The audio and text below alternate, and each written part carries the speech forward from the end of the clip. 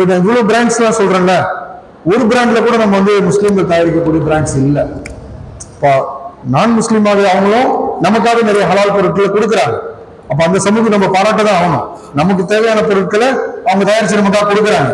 அவங்க நம்மளோட மேல அக்கறை மட்டும் இல்ல, எக்ஸ்போர்ட் பண்றதுனால அவங்களுக்கு நம்மளுக்கு ஹலாலான உணவு கொடுக்குறாங்க.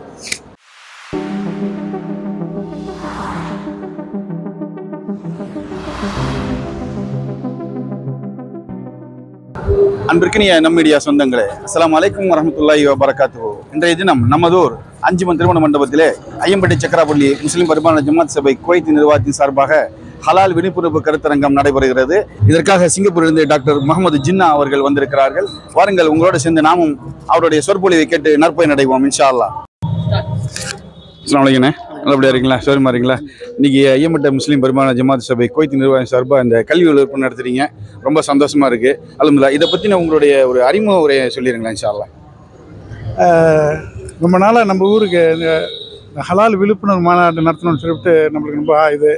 ஏன்னா நம்ம டாக்டர் ஜின்னா அவர் வந்து குவைத்துக்கு 4 வாட்டி வந்திருக்கிறாங்க. ஒவ்வொரு வாட்டியும் அவங்க வரும்போது நம்ம ஊருக்கு அந்த விழிப்புணர்வை ஏற்படுத்தணும். ஏன்னா நம்ம ஹலால் எது ஹலால்னு தெரியாமல் நம்ம இருக்கிறோம். ஒன்லி கோழி அறுக்கிறதும் பிஸ்மில்லா சொல்லி அறுக்கிறதும் அப்படி அது சொல்லாமல் ஹராம்னு வச்சுக்கிட்டு இருக்கிறோம். அது இல்லை, அது அப்படி இல்லை. எவ்வளோ விஷயங்கள் இருக்குது ஹராமான அது நம்ம உட்பட்டுக்கிட்டு இருக்கிறோம். அதோடைய விழிப்புணர்வு ஏற்படுத்துறதுக்கான தான் மெயினாக கான்செப்டில் டாக்டர் ஜின்னா அவர்களாம் இங்கே வர வச்சுருக்கோம்.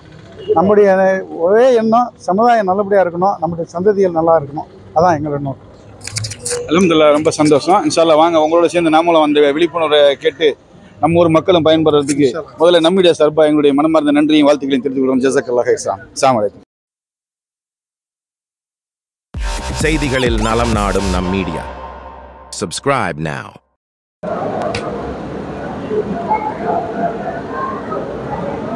பிஸ்மில்லாஹிர் ரஹ்மானிர் ரஹீம். அருள் அன்பு பண்பில் அளவற்ற உந்தன் திருநாமம் போற்றி துவக்குகின்றேன் அல்லாஹ். ஐயம்பேட்டை சக்கராப்பள்ளி முஸ்லிம் ஜமாத் குவைத் சார்பிலே நடைபெற இருக்கின்ற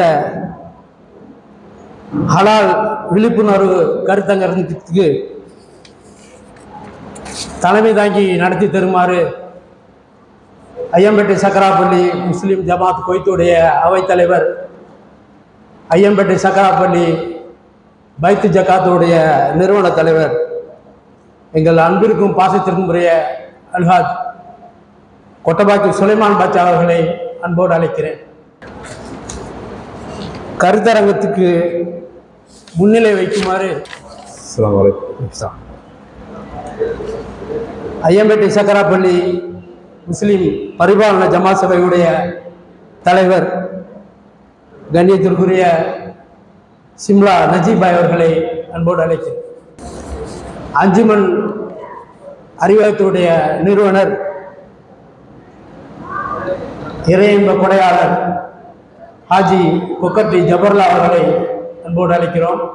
ஐயம்பட்டி சக்கராப்பள்ளி அமீரக ஜமாத்தினுடைய நிர்வாகி, ஐயம்பேட்டை சக்கராப்பள்ளி பைத்துல் மாலுடைய தலைவர் அல்ஹாஜ் முகமது அலி பாப்ஜிபாய் அவர்களை மேடைக்கு வருமாறு அன்போடு அழைக்கிறோம். ஐயம்பேட்டை சக்கராப்பள்ளி முஸ்லிம் ஜமாத்துடைய முன்னாள் தலைவர், ஐயம்பேட்டை சக்கராப்பள்ளி பேத்து ஜக்காத்துடைய சர்வதேச ஒருங்கிணைப்பாளர் அல்ஹாஜ் ஜாவூர் பஷீர் அஹமது அவர்களை மேடைக்கு அழைக்கிறேன். ஐயம்பேட்டை சக்கராப்பள்ளி ஜமாத்துடைய வட்டியில்லா கடன் திட்டத்துடைய பொறுப்பாளர் அல்ஹாஜ் கோம்பை இஸ்மாயில் அவர்களையும், முன்னாள் துணைத் தலைவர் வாலன் ஹபீப் ராஜா அவர்களையும் மேடைக்கு அழைக்கிறோம். ஐயம்பேட்டை சக்கராப்பள்ளி முஸ்லிம் பரிபாலன ஜமாத் சபையுடைய துணைத் தலைவர் ஹாஜி கான் சித்திக் அவர்களையும், மில்லத் நகர் ஜமாத் தலைவர் அல்ஹாஜி நூர் முகமது அவர்களையும் மேடைக்கு வருமாறு அழைக்கிறோம். இந்த கருத்தரங்கத்துடைய கதாநாயகர் ஐக்கிய உலக ஹலால் அபிவிருத்தி கழக தலைவர் டாக்டர் முகமது ஜின்னா அவர்களை மேடைக்கு வருமாறு அன்போடு அஞ்சுமன் ஃபாத்திமா பதுல் பள்ளியினுடைய இமாம் சங்கைக்குரிய ஹஜ்ரத் முகமது மாலிக் மன்பி அவர்களை மேடைக்கு வருமாறு அன்புடன் அழைக்கிறோம். நிகழ்ச்சியின் துவக்கமாக இறைமறை கிராத் ஓதுமாறு அப்துல் மாலிக் அஜத் அவர்களை அன்போடு அழைக்கிறோம்.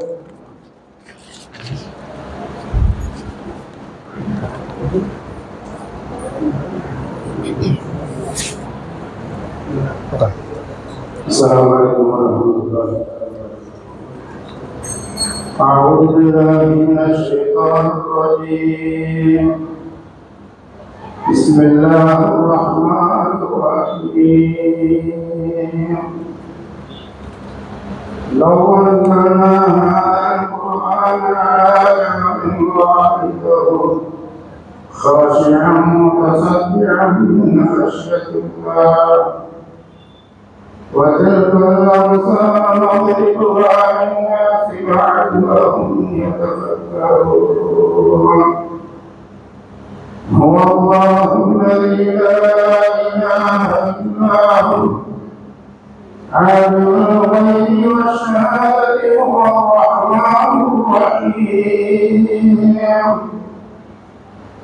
هو الله الذي لا إله إلا هو الملك القدوس السلام المؤمن المهيمن العزيز الجبار المتكبر سبحان الله عما يشركون.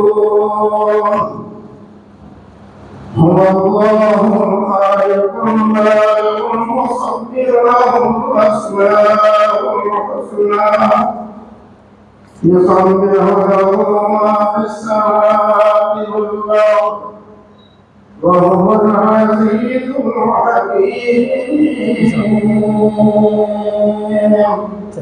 صدق الله العظيم. السلام عليكم.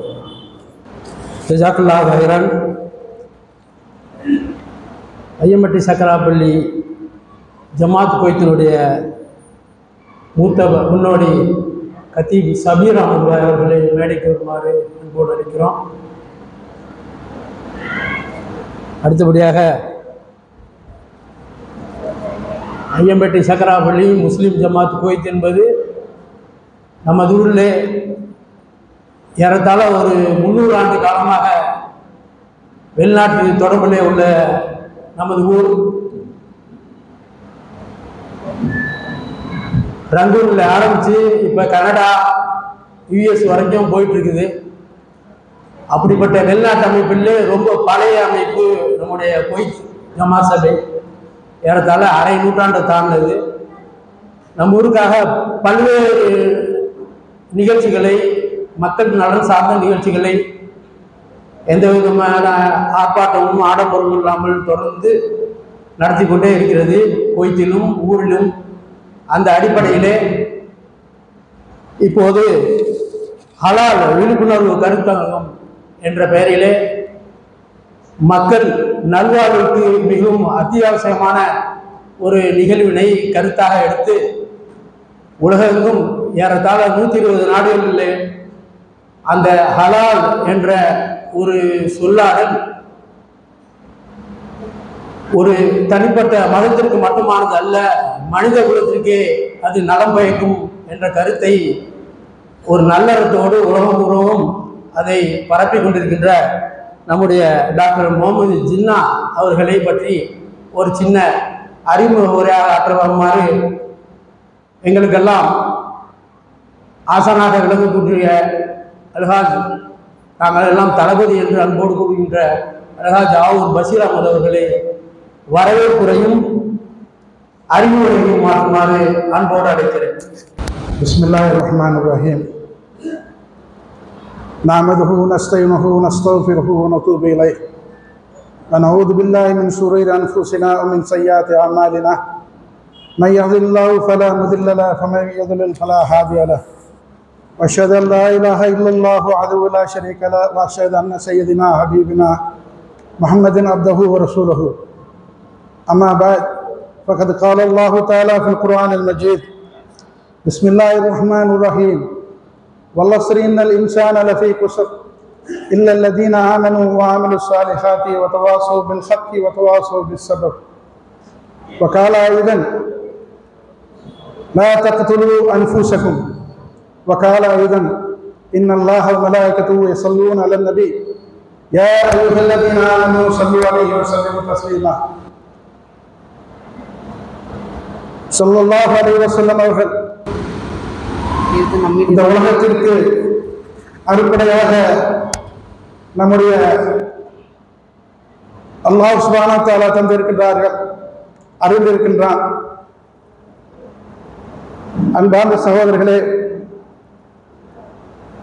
நம்முடைய சலாத்தும் சலாமும் பரக்கத்தும் ரஹமத்தும் பாபா இப்ராஹிம் அலைஹிஸ்ஸலாம் அவர்களுக்கு அல்லாஹ் எவ்வாறு உண்டாயோ அவ்வாறே உன்னுடைய தூதரும் எங்களுடைய தலைவரும் ஹபீபுமாகிய முஹம்மது நபி ஸல்லல்லாஹு அலைஹி வஸல்லம் அவர்களுக்கும் அவருடைய சந்ததியினருக்கும் சஹாபா பெருமக்களுக்கும் என்றென்றும் அருள் புரிவாயாக. சங்கை பொருந்திய சகோதர நண்பர்களே, தாய்மார்களே, சகோதரிகளே, உங்கள் அனைவருக்கும் அல்லாஹுடைய சாந்தியும் சமாதானமும் ரஹமத்தும் பரக்கத்தும் என்றென்றும் உரித்தாகுக. அஸ்ஸலாமு அலைக்கும் வரஹ்மத்துல்லாஹி வபரகாத்துஹு. அல்ஹம்துலில்லாஹ், இந்த அருமையான மாலை வேளையிலே நம்மை எல்லாம் ஒருங்கிணைத்த அல்லாஹு ஆகிரத்திலே சொர்க்கத்திலேயே ஒருங்கிணைக்க வேண்டும் என்று துஆ செய்தவனாக நம்முடைய சிறிய உரையை ஆரம்பம் செய்கின்றோம்.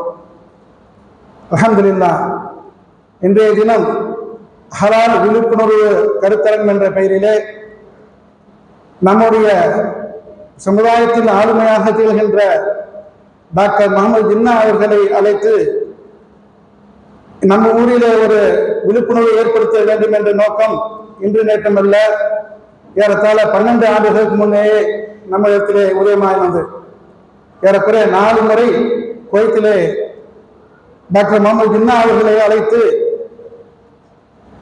கருத்துரைகளை கருத்தங்களை நடத்தி இருக்கின்றார்கள்.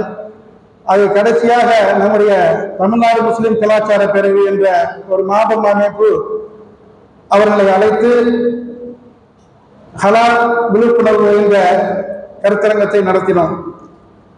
அல்ஹம்துலில்லாஹ், இன்றைய நிலையிலே முஸ்லிம் சமுதாயத்திலே ஹலால் என்றால் என்ன என்று நமக்கு நாமே விழிப்புணர்வு ஏற்படுத்தக்கூடிய நிலையிலே தான் நாம் இருக்கின்றோம். ஆனால் டாக்டர் ஜின்னா அவர்கள் மேலை நாடுகளிலே, யூரோப்பு நாடுகள், கீழ்த்திசை நாடுகளாகிய ஜப்பான், சிங்கப்பூர், மலேசியா போன்ற நாடுகளிலெல்லாம் தன்னுடைய ஆளுமையை செலுத்தியிருக்கிறார்கள். அவர்களுக்கெல்லாம் உண்மையிலே புரிந்து விடுகிறது ஹலால் என்றால் என்ன என்பதை புரிய வைத்திருக்கிறார்கள்.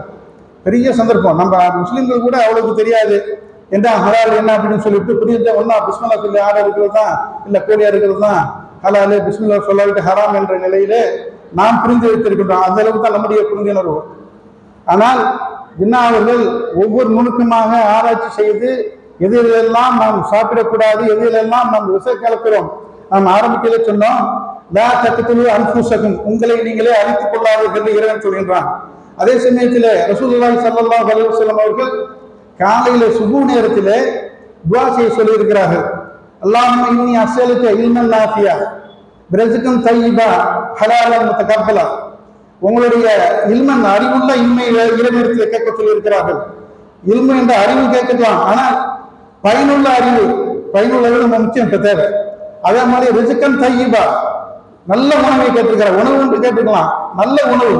இதைத்தான் நம்ம பகுத்தறிந்து பார்க்கணும். எது நல்ல உணவு, எது கெட்டான உணவு. கிடைத்ததெல்லாம் வாங்கி நம்ம சாப்பிடுவதில்லை, சரியான அறிவு இல்லை, சரியான ரிஜுக்கும் கிடையாது. அதான் அன்பாவது சோதரர். அதே மாதிரி இப்ப முத்தகப்பலன், நம்முடைய அமல்கள் எல்லாம் ஏற்றுக்கொள்ளக்கூடிய அமலாக இருக்கணும். இது ரசூலுல்லாஹ் டெய்லியும் ஃபஜ்ர் நேரத்தில் கேட்க சொல்லியிருக்கிறாங்க. அந்த நிலையில நம்ம ரிஜுக்கெல்லாம் நல்ல உணவாக ஏற்படுத்தி கொடுக்க வேண்டும் என்ற இந்த சமயத்தில் துஆ செய்தவனாக, மேலும் நமக்கு ஏன் இந்த எண்ணம் வந்தது என்று சொன்னால், ஒரு 50-55 ஆண்டுகளுக்கு முன்னாடி நம்ம பள்ளியாசல்லாம் தொழுவு போயிருக்கும்போது பார்த்தீங்கன்னாக்க ஒரு சேர் கூட இல்லை, ஒரு சேரு கூட கிடையாது பள்ளியாசல்லாம். இந்த நிலையில எல்லா பாதி பள்ளியாசல சேர் தான் எடுத்திருக்கு, பாதி சேர்ல ஸ்கூல் தான் எடுத்திருக்கு.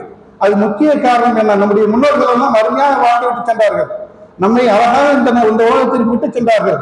ஆனால் நாம் வெளிநாடுகளை புலம்பெயர்ந்த காரணத்தினாலே நம்முடைய சந்ததியிலும் நாம் பார்க்க முடியவில்லை, நம்மையும் நாம் பார்த்துக் கொள்ள முடியும். இதுதான் நமக்கு உள்ள ரொம்ப மைனஸ் பாயிண்ட், ஒன்ன வீக்னஸ். இதை நமக்கு நானே இருக்கிறேன், என்ன நானே ஒரு கேள்வி கேட்டுக்கிட்டு ஏன் நம்ம இப்படி ஆனோம்? இன்னைக்கு நான் சேர்ல உட்கார்ந்த குழுவுடைய நிலை, இதே நிலையில எங்களுடைய முன்னோர்கள் எல்லாம் அப்படி இல்லை. ஏற்கனவே நம்முடைய சமுதாயம் நல்ல நிலையில் தான் விட்டு சென்றார்கள். நாம் கலாச்சார வகையிலையும் சரி காம்ப்ரமைஸ் ஆகி போயிட்டோம், உணவு வகையிலும் காம்ப்ரமைஸ் ஆகி போயிட்டோம். நமக்கு என்ன கலாச்சாரம், எப்படிப்பட்ட கலாச்சாரம் நம்முடைய கலாச்சாரம்? நம்ம தமிழ்நாடு முஸ்லீம் கலாச்சார பிரிவு என்று கோயிலே வைத்திருக்கோம் என்றால் நம்முடைய கலாச்சாரத்தை வெளியுலகத்துக்கு சொல்ல வேண்டும் என்ற காரணத்தினாலே. ஆனால் நம்முடைய கலாச்சாரம் எந்த அளவுக்கு பால்பட்டு போயிருக்கு என்பதை நாம் நமக்கு நாமே ஒரு சுய பரிசோதனை செய்து கொள்ள வேண்டும். அந்த நிலையில் தான் நம்முடைய கலாச்சாரம் இருக்கிறது. கலாச்சாரத்தை என்னைக்குமே மீட்டெடுக்கலாம், ஆனால் உடல் ரீதியாக ஏற்பட்ட பாதிப்புகளை எல்லாம் நாம் மீட்டெடுக்க முடியாது. நம்முடைய காரணங்கள் தான் இப்படி போயிருக்கு. கிட்டத்தட்ட 60 ஏறக்குறைய என்னுடைய வயது உள்ளவர்கள் 60 தாண்டி போயிட்டார்கள். எஞ்சிய நம் சமுதாயத்தை நம்முடைய சந்ததிகளை எல்லாம் நல்ல நிலையிலே வாழ வைக்க வேண்டும் என்ற நல்ல நோக்கத்தோடு தான் இந்த ஹலால் விழிப்புணர்வு கருத்தரங்கத்தை ஏற்பாடு செய்திருக்கிறோம். வேற ஒண்ணும் இல்லை. ஏன்னா நம்முடைய பிள்ளைகள் பேர பிள்ளைகள் எல்லாம் இந்த உலகத்திற்கு நல்ல முறையாக வாழ்ந்து எஞ்சிய காலங்களையும் எஞ்சிய தலைமுறைகளையும் எல்லாம் நல்ல முறையை வளர்க்க வேண்டும் என்ற நல்ல நோக்கத்தோடு தான் இந்த கருத்தரங்களை ஏற்பாடு செய்திருக்கிறோம். அன்பார்ந்த சகோதரர்களே, இங்க வந்திருக்கிறவர்கள் குறைவாக இருந்தாலும் சரி, நீங்கள் எல்லாம் உண்மையாக இதை புரிந்து கொண்டு எஞ்சிய வராதவர்களுக்கும் வெற்றி வைக்க வேண்டும். எப்படி ரசூலுல்லாஹி ஸல்லல்லாஹு அலைஹி வஸல்லம் கடைசியாக ஏற்பட்ட ஹஜ்ஜத்துல் விதாவிலே சொன்னார்களே, இங்க வந்தவர்கள் சரி வராதவருக்கும் வெற்றி வைக்க. அதுதான் இன்னைக்கு நம்ம தப்லீக் ஜமாத் தான் அதான் முன்னேற்றம் செஞ்சுட்டு இருக்கிறாங்க, வராதவர்களுக்கு எச்சரிக்கை வைக்கிறார்கள். ஆகவே இந்த அருமையான சந்தர்ப்பத்திலே நேரத்தை அதிகமாக நாம் எடுத்துக்கொள்ள விரும்பவில்லை. ஏனென்றால் அதிகமாக நாமும் கல்வி பெற வேண்டும் இருக்கிறது. 4 வகுப்பில் கிட்டத்தட்ட 12 வருஷமா அவருடைய கருத்தை நான் கேட்டுக்கிட்டு இருக்கேன். ஒண்ணு கேட்கணும், என்னை போன்ற நீங்களும் அது போன்று வளர்த்து இருக்க வேண்டும், நம்முடைய சந்ததிகளாம் வாழ்த்து இருக்க வேண்டும் என்று கேட்டுக்கொண்டு வாய்ப்பளித்ததற்கு நன்றி கூறி தொடர்கின்ற என்னுடைய கருத்திற்கு இடைவெளி விட்டு விடைபெறுகிறேன். அடுத்தபடியாக வழக்கமான கருத்தரங்கள் பொதுக்கூட்டங்களில் இருக்கின்ற புரோட்டோகால்லாம் இல்லாமல் நேரடியாக சிறப்பு பேச்சாளர்களுக்கு நிறைய நேரம் ஒதுக்க வேண்டும் என்ற நல்ல நோக்கிலே அவருக்கு அதிகமான நேரத்தை ஒதுக்க வேண்டி தற்போது சிறப்பு ஹலால் விளக்க உரை வழங்குமாறு டாக்டர் முகமது ஜின்னா அவர்களை அன்போடு அழைக்கிறோம். அதற்கு முன்னதாக டாக்டர் முகமது ஜின்னா அவர்களுக்கு ஐயம்பேட்டை சக்கராப்பள்ளி முஸ்லீம் ஜமாத் குவைத்தினுடைய அவைத்தலைவர் அல்ஹாஜ் கோட்டபாஜி சுலைமான் அவர்கள் பொன்னாடை போக்கி கௌரவிப்பார். நாரே தக்பீர், நாரே தக்பீர். أعوذ بالله من الشيطان الرجيم بسم الله الرحمن الرحيم السلام عليكم ورحمة الله وبركاته.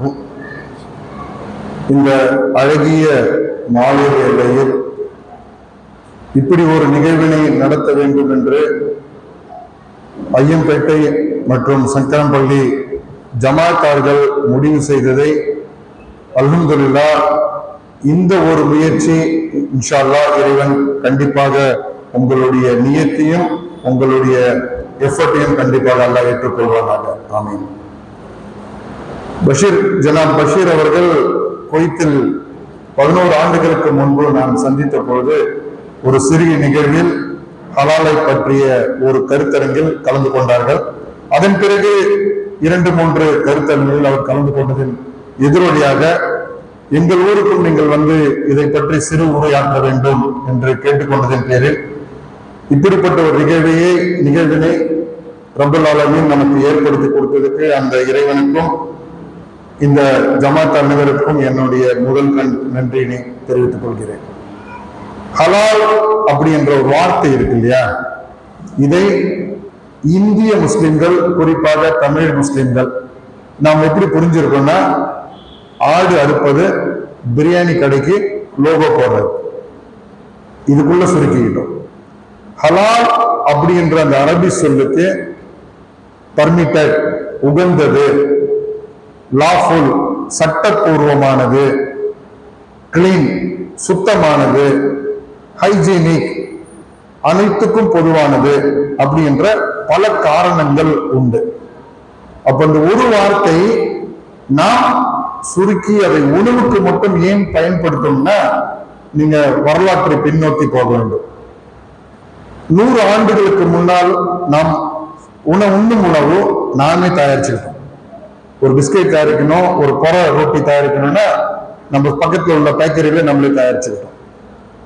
உலகமயமாக்குதல் என்று வந்த பிறகு இந்த உலகத்தினுடைய உணவு தயாரிப்பு முறை கம்ப்ளீட்டா ஃப்ரம் த ஸ்கிராச் சொல்லுவாங்க இல்லையா, அடித்தட்டத்திலிருந்து ஒரு சாக்லேட் தயாரிக்கணும்னாலும் ஒரு 10 நாடுகளுடைய ரா மெட்டீரியல் உங்களுக்கு தேவைப்படும். ஒரு பிஸ்கெட் தயாரிக்கணும்னாலும் ஒரு 15 டிஸ்ட்ரிக்ட்ல இருந்து உள்ள ஸ்டேட்ல இருந்து மூலப்பொருட்கள் தேவைப்படும். அப்ப நாம் தயாரித்துக் கொண்டிருந்த பொருட்கள் உலகமயமாக்குதலின் பின்னால் இந்த மனிதன் ஓடிக்கொண்டே இருக்கிறான். ஏன்னா அவனுக்கு வந்து உணவு என்றது ஒரு பாட்டம் பேஸ் லைன். ஒரு மனிதனுடைய உணவு சரியில்லை என்றால் உணவு சார்ந்து வரக்கூடிய உபாதைகள், நம்ம ரொம்ப ஈஸியா சொல்றோம், அவருக்கு டயபெட்டிக்ஸ் இருக்காரு, அவர் கேன்சர், அவர் ஹார்ட் அட்டாக், இப்படி நம்ம அடுக்கிக்கிட்டே போறோம். இதுக்கு அனைத்துக்கும் முக்கிய காரணம், முக்கிய புள்ளி நாம் உண்ணும் உணவு. இதை முதல்ல நீங்க மற்ற பயானுக்கு போற மாதிரியோ மற்ற லெக்சர் போற மாதிரியோ இந்த ஈவெண்ட்டை நினைக்காதீங்க. 1 hour தான் நீங்க ஸ்பெண்ட் பண்ண போறீங்க. எல்லாமே மாற்ற முடியுமான்னா எல்லாமே மாற்ற முடியாது. எதையாவது மாற்ற முடியுமான்னா கண்டிப்பா எதையாவது மாற்ற முடியும். அந்த நோக்கத்திற்காக தான் இன்று இந்த மேடை. இந்த நிகழ்வுக்கு பின்னால் நீங்க ஒவ்வொருத்தரும் உங்களுடைய கிச்சன்ல போயிட்டு உங்களோட பொருட்கள்ல ஒரு 5 பொருட்களை நீங்க மாற்றுறதுக்கு முயற்சி எடுத்தாலே அட்லீஸ்ட் அல்ஹம்துலில்லாஹ் ஒரு படி வந்திருக்கும்னு அர்த்தம்.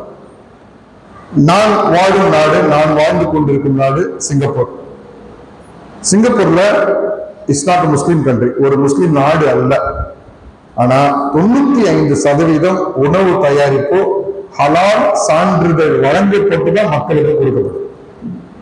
குறிப்பாக நாம் பருகும் தண்ணீர், தண்ணிக்கு எதுக்குங்க ஹலால்?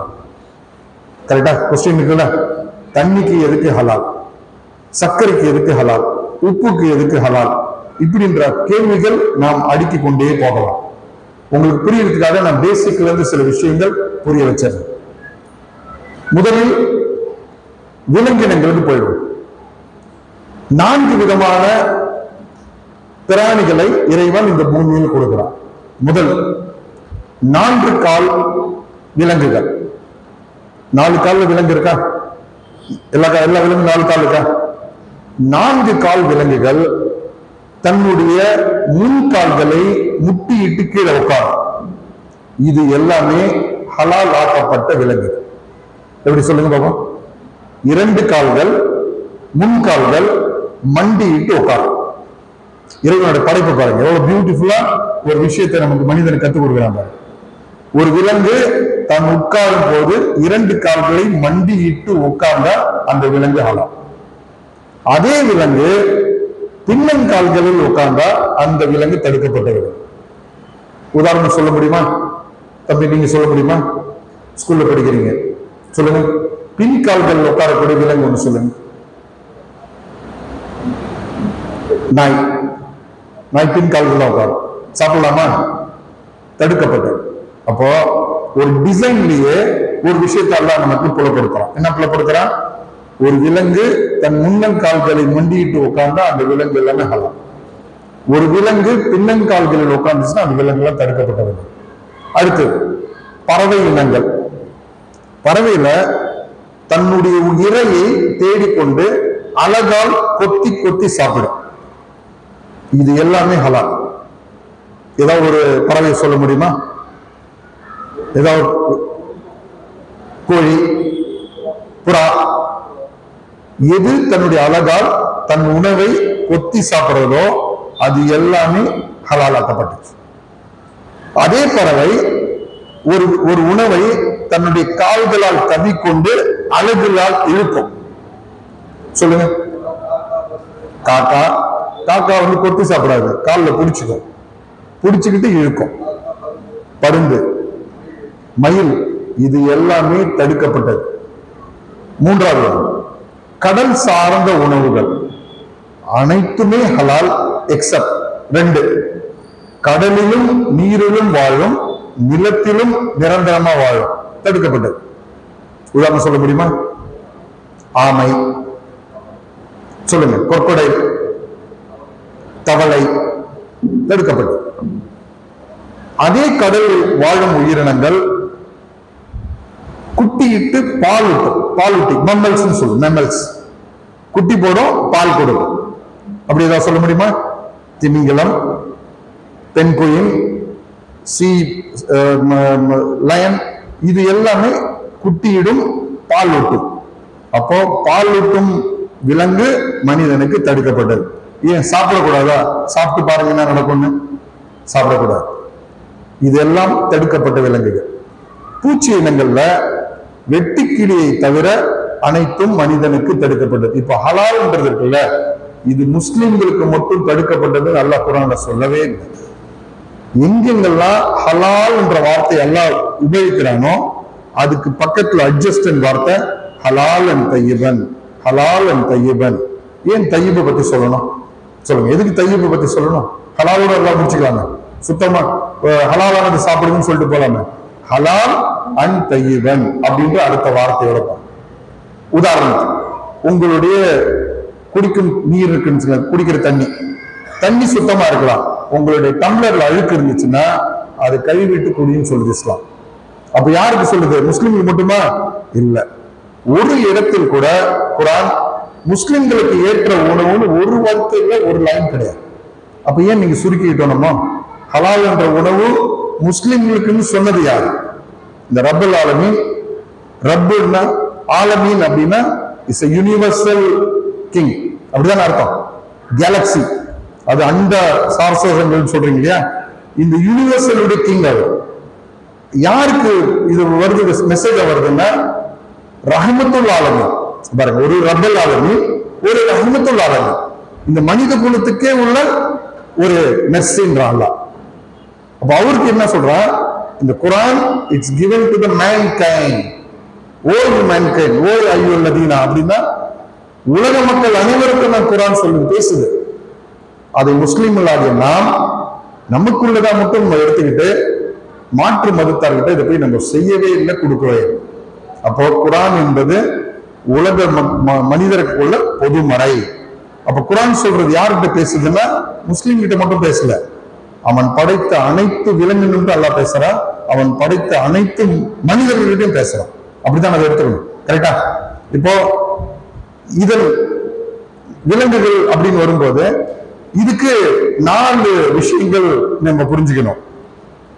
ஹலாலா அறுக்கப்பட்டது அப்படின்னா ஒரு விலங்கை அதனுடைய லெஃப்ட் சைட்ல உள்ள ஜெகுலர் வெயின்ஸ் சொல்லுவாங்க. இந்த ஜெகுலர் வெயின்ஸ் தான் உங்களுடைய ஹார்ட்டை கனெக்ட் பண்ணக்கூடிய வெயின்ஸ், நரம்புகள். ரைட்ல இருக்காது. விலங்குகளுக்கும் லெஃப்ட்ல தான் இருக்கும், மனிதர்களுக்கும் லெஃப்ட்ல தான் இருக்கும். இந்த விலங்கை வெட்டுறதுக்கு முன்னால 4 விஷயங்கள் இஸ்லாம் ஃபாலோ பண்ண சொல்லுது. நம்பர் 1, கத்தியை கூர்மையாக்கி கொள்ளுங்கள். லா நம்பர் 1. ஏன்னா கத்தி கூர்மை இல்லைன்னா வெட்டும் போது அதுக்கு வலி இருக்கும் விலங்குக்கு. அப்போ கத்தியை கூர்மையாக்கி கொள்ளுங்கள். 2வது, விலங்கை சரியான முறையில் பராமரியுங்கள். வெல்ஃபேரை பத்தி பேசுது. அதுக்கு தண்ணி கொடுக்கணும், அதுக்கு நல்ல காற்றோட்டமான அறையில் அடைக்கப்பட்டிருக்கணும், அதை துன்புறுத்தக்கூடாது. காலை கட்டி போட்டு அடிச்சு அதை கழுத்துல சங்கிலி போட்டு துன்புறுத்தக்கூடாது. 3, வெட்டும் போது ஒரு விலங்கை ஜுபா பண்ணும் போது, ஹலாலான முறையில் அடிக்கும் போது அடுத்த விலங்கு அதை பார்க்கவோ கேட்கவோ கூடாது. முக்கியமானது. நம்ம இன்னைக்கு எப்படி செய்யறோமா? ஒரு பக்கத்துல ஒரு ஆடு நிற்கும், இன்னொரு பக்கத்துல அந்த ஆடு பார்க்கிற மாதிரி இந்த ஆட்டை வெட்டுவோம், அது யூரின் பாஸ் பண்ணும். பார்த்துருக்கீங்களா? துடை நீ வெட்டின பிறகு கறியில பார்த்தீங்கன்னா அந்த மசில்ஸ் ஆடிக்கிட்டே இருக்கும். பயம். இது மனிதர்களுக்கும் வரும். எப்படி வரும்னா, இப்ப 2 பேர் போயிட்டு இருக்கோம், நானும் ஹாஜியாரும் ஒரு ரோட்ல போறோம்னு வச்சுக்கோங்களேன். அப்போ திடீர்னு ஒருத்தர் வந்து நைட்ல கத்தியை காட்டி மிரட்டுறாருன்னா, என்ன மிரட்டாலும் பக்கத்துல இருக்க அடுத்தது என்ன நினைப்பாரு? அடுத்தது நம்மளதான் குத்த போறோம். கரெக்டா? அந்த வலி வரும்போது பிளட் வந்து கிளாட் ஆகும். அப்படி செய்யப்பட்ட ஹலாலான முறையில் நீங்க பிஸ்மில்லா சொல்லி ஹலாலாக அறுத்தாலும் அந்த பக்கத்துல உள்ளது அது பார்த்திருக்கு, தண்ணி வந்திருக்கு, அழுது இருக்கு, பயந்துருக்குன்னா அதுல பிளட் வந்து கிளாட் ஆயிடும். அப்படி அறுக்கப்பட்ட விலங்கு நமக்கு ஆகுமானது அல்ல. இதான் பாட்டம். எவ்வளவு மைனூட்டா சயின்ஸ் பத்தி இஸ்லாம் பேசி பாருங்க. அப்போ வெட்டும் போது ஒரு விலங்கு பார்க்கவோ கேட்கவோ கூடாது. நம்ம சில ஊர்கள் பார்த்திருக்கோம், முஸ்லீம் வில்லேஜ்லாம் பிஸ்மில்லா சொல்லி அறுத்துருவாரு. அடுத்துட்டு அது சீக்கிரமா சாகணுமா, பின்னால டக்குன்னு என்ன பண்ணுவார், கழுத்தை கொண்டு டக்குன்னு ஓடி உடைச்சிடும். நடக்குதா உங்க ஊர்ல? பண்ணுவீங்களா? இதுக்கு பின்னால என்ன சயின்ஸ் இருக்குன்னா, நீங்க வெட்டும் போது பிஸ்மில்லா ரஹ்மான் சொல்லி வெட்டிட்டீங்க அப்படின்னா ஜெபுலர்வீங்க, மூளை இயக்கத்தில் இருக்கும், அறிவியல். இதயம் தன்னுடைய வேலையை செய்யும், இதுவும் அறிவியல். அப்போ பிளட் மட்டும் மூளை சொல்லும், நான் உயிரோட தான் இருக்கேன், பிளட் உன்னோட பிரெயின் வந்து சொல்லிட்டு இருக்கோம். அந்த ஆடோ அந்த மாடோ வெட்டப்பட்ட விலங்கோ தன்னுடைய இதயத்துக்கு மெசேஜ் கொடுக்க, நான் உயிரோட தான் இருக்கிறேன் அப்படிதான் சொல்லுவோம், பிரெயின் சொல்லும். அப்போ இதயம் என்ன பண்ணும், அடிச்சுக்கிட்டே இருக்கும்.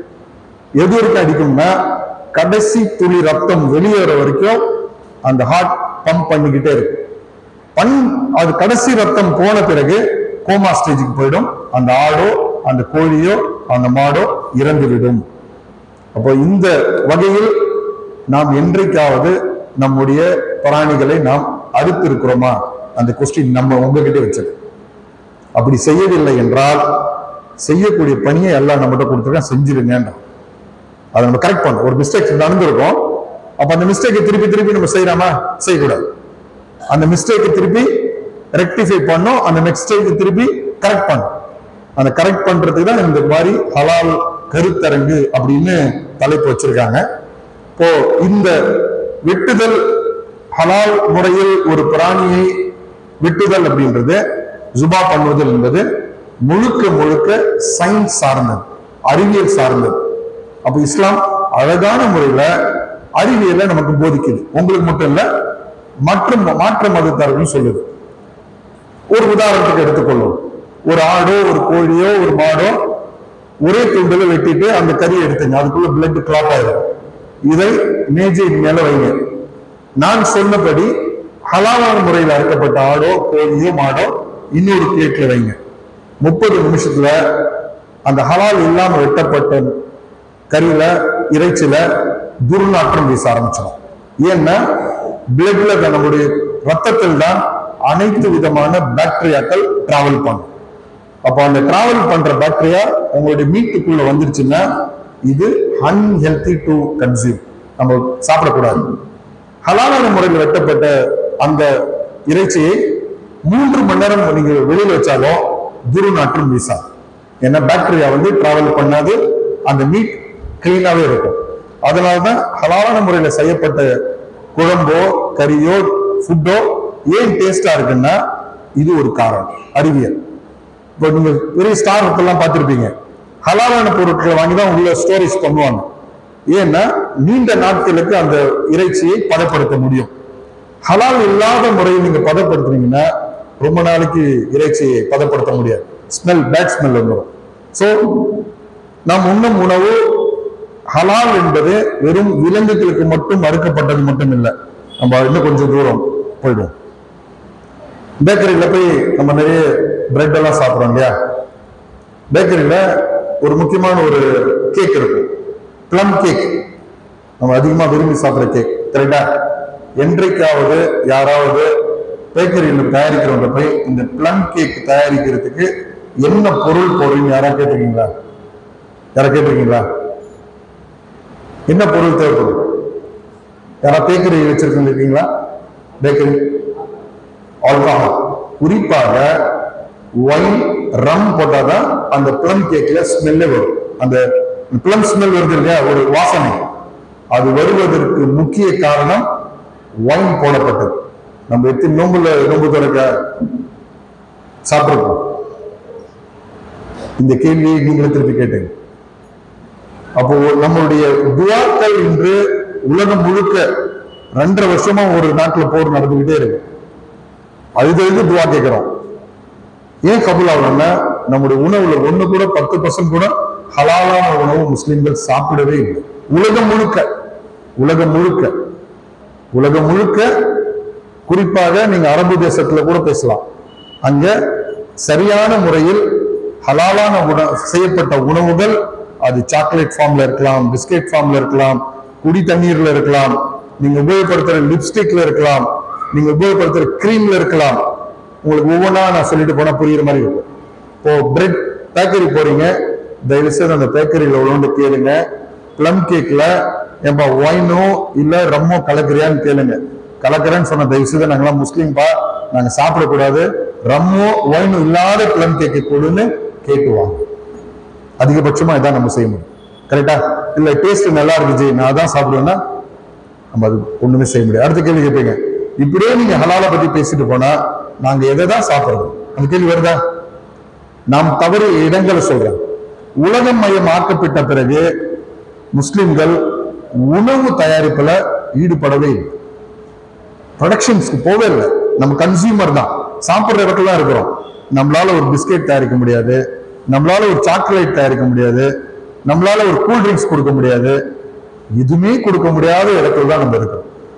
இதை திருப்பி ரீஅனலைஸ் பண்ணுங்க. நமக்குள்ள பொருளாதாரத்தை நாம் உருவாக்கி மற்றவங்களுக்கும் ஹெல்த்தியான ஃபுட்டை கொடுக்குற இடத்துல யார் இருக்கிறோம்? முஸ்லிம்கள் இருக்கிறோம். ஆனா நம்ம ஹெல்த்தியான ப்ராடக்டை கொடுக்குற இடத்துல இல்லை, ஆனா சாப்பிட்ற இடத்துல இருக்கிறோம். இது இன்று உலகம் முழுக்க $6 trillion மதிப்புடைய ஒரு சந்தையா வளர்ந்திருக்கு. சிங்கப்பூர் முஸ்லீம் நாடு அல்ல, அமெரிக்கா முஸ்லீம் நாடு அல்ல, யூகே முஸ்லீம் நாடு இல்ல, ஆஸ்திரேலியா, நியூசிலாந்து இந்த நாடுகளுக்கு நீங்க டிராவல் பண்ணீங்கன்னா நீங்க குடிக்கிற தண்ணிய ஹலாலாக்கப்பட்டிருக்கும். இப்ப தண்ணிக்கு வந்துடும். இப்ப தண்ணியில எடுத்தீங்கன்னா கீழே தமிழ்ல ரொம்ப தெளிவா போடுறாங்க, சுத்திகரிக்கப்பட்ட குடிநீர். கரெக்டா? அது இங்கிலீஷ்ல எப்படி சொல்லணும்னா ரிஃபைன் வாட்டர். ரிஃபைன் ஒரு வார்த்தை வருதா? Refine salt, refine sugar, refine oil, refine water. இப்ப இந்த தண்ணியை எப்படி தயாரிக்கணும்னா குறிப்பா பூமியில இருந்து தான் தண்ணி எடுப்பீங்க. கரெக்டா? பூமியில பம்பு கொடுத்து தண்ணி எடுத்து வேலை வந்துடும். எடுத்த பிறகு சுத்திகரிப்பு அப்படின்னு ஒரு வார்த்தை போடுறாங்க இல்லையா, அது என்னன்னா ஃபில்டர் அப்படின்னு சொல்லுவோம். இந்த ஃபில்டர் இதுக்கு முன்னால் எப்படி இருந்ததுன்னா நம்மளுடைய தேங்காய் இருக்கு இல்லையா, தேங்காய் நாரில் தயாரிக்கப்பட்ட சுத்திகரிப்பு முறை தான் இந்தியாவில் முதல்ல இருந்தது. இன்று உலகமயமாக்கப்பட்ட பிறகு நம்ம யூஸ் பண்ணக்கூடிய வாட்டர் ஃபில்டர் இருக்குல்ல, நிறைய பேர் வாட்டர் ஃபில்டர் வீட்டில் வச்சிருப்போம், வாட்டர் ஃபில்டர் வெளியில பார்த்துருப்போம். அந்த ஃபில்டருக்கு பேர் active carbon. Active carbon it's nothing but bones, வெறும் எலும்பு மட்டுமே. அப்ப என்ன மாதிரி எலும்பு? கிராமத்துலாம் பார்த்துருப்பீங்க, சில பேர் வந்து எலும்பு பொறுக்கிட்டு போவாங்க. பார்த்துருக்கீங்களா? உங்க கிராமத்துல பார்த்துருக்கீங்களா எலும்பு பொறுக்கிறத? மனித எலும்புகள், ஆட்டு எலும்பு, மாட்டு எலும்பு, கழுத எலும்பு, பன்னி எலும்பு, எல்லா எலும்பும் பொறுக்கிட்டு போவோம். பொறுக்கிட்டு போய் சுகர் ஃபேக்டரியுடைய ரா மெட்டீரியல் இருக்குல்ல, சுகர் எப்படி தயாரிக்குதுன்னா உங்களுடைய சுகர் கேக் கரும்பு இருக்குல்ல, கரும்பை கசக்கி அது பிழியும் போது அதுல இருந்து ஒரு நீர் வருது இல்லையா, இதுக்கு பேர் மொலசைஸ் அப்படின்னு சொல்லுவாங்க. அது பிரவுன் கலர்ல தான் இருக்கும். அதுக்கு பேர் ரா சுகர்னு சொல்லலாம், இல்ல பிரவுன் சுகர்னு சொல்லலாம். அது சுத்திகரிக்கப்படாத சர்க்கரை அப்படி வச்சுக்கோங்க. அப்ப அது அந்த பிரவுன்ல இருந்து ஒயிட்டா மாத்தணும்னா அதில் 20-25% நான் சொன்ன எலும்பு கலக்கப்பட்டால் மட்டும்தான் ஒயிட் சுகரா மாறும். சொல்லுங்க, நம்ம சுகர் சாப்பிடாம இருந்துட முடியுமா? டெய்லி ஏதாவது ஒரு விதத்துல வருதா? அல்ஹம்துலில்லாஹ் இன்று தமிழ்நாட்டிலும் ஆந்திராவிலும் குறிப்பாக நாம் உபயோகப்படுத்துற சில பிராண்ட்ஸ்லாம் இருக்குல்ல, அவங்கெல்லாம் இன்னைக்கு ஹலாலான முறையில் தயாரிக்க ஆரம்பிச்சிட்டாங்க தமிழ்நாட்டில். என்ன காரணம்னா நமக்கு ஹலாலா கொடுக்கின்ற எண்ணம் அவங்களுக்கு இல்லை. ஹலாலான முறையில ஏற்றுமதி பண்ற நாடுகள் கேட்கிறாங்க. யாரு? மலேசியா கேட்குது, புருனே கேட்குது, இந்தோனேஷியா கேட்குது, சிங்கப்பூர் கேட்குது. அப்போ அந்த நாடுகளுக்கு ஏற்றுமதி பண்றதுக்காக அவங்க ஹலாலான முறைகளுக்கு வர வேண்டிய கட்டாயத்துக்கு தள்ளப்பட்டிருக்காங்க. அதனால நமக்கு தமிழ்நாட்டில் இருக்கிறதுனால ஓரளவுக்கு 2-3 பிராண்ட்ஸ் வந்து ஹலாலான முறையில தயாரிக்க ஆரம்பிச்சுட்டாங்க. இது நல்ல ஒரு இன்ஃபர்மேஷன் உங்களுக்கு சொல்றதுக்கு. இப்போ சர்க்கரையை சொல்லியாச்சு, தண்ணியை பத்தியும் பேசியாச்சு, உங்களுடைய நம்ம பயன்படுத்தக்கூடிய ஆயில் பத்தியும் பேசியாச்சு, எண்ணெயில.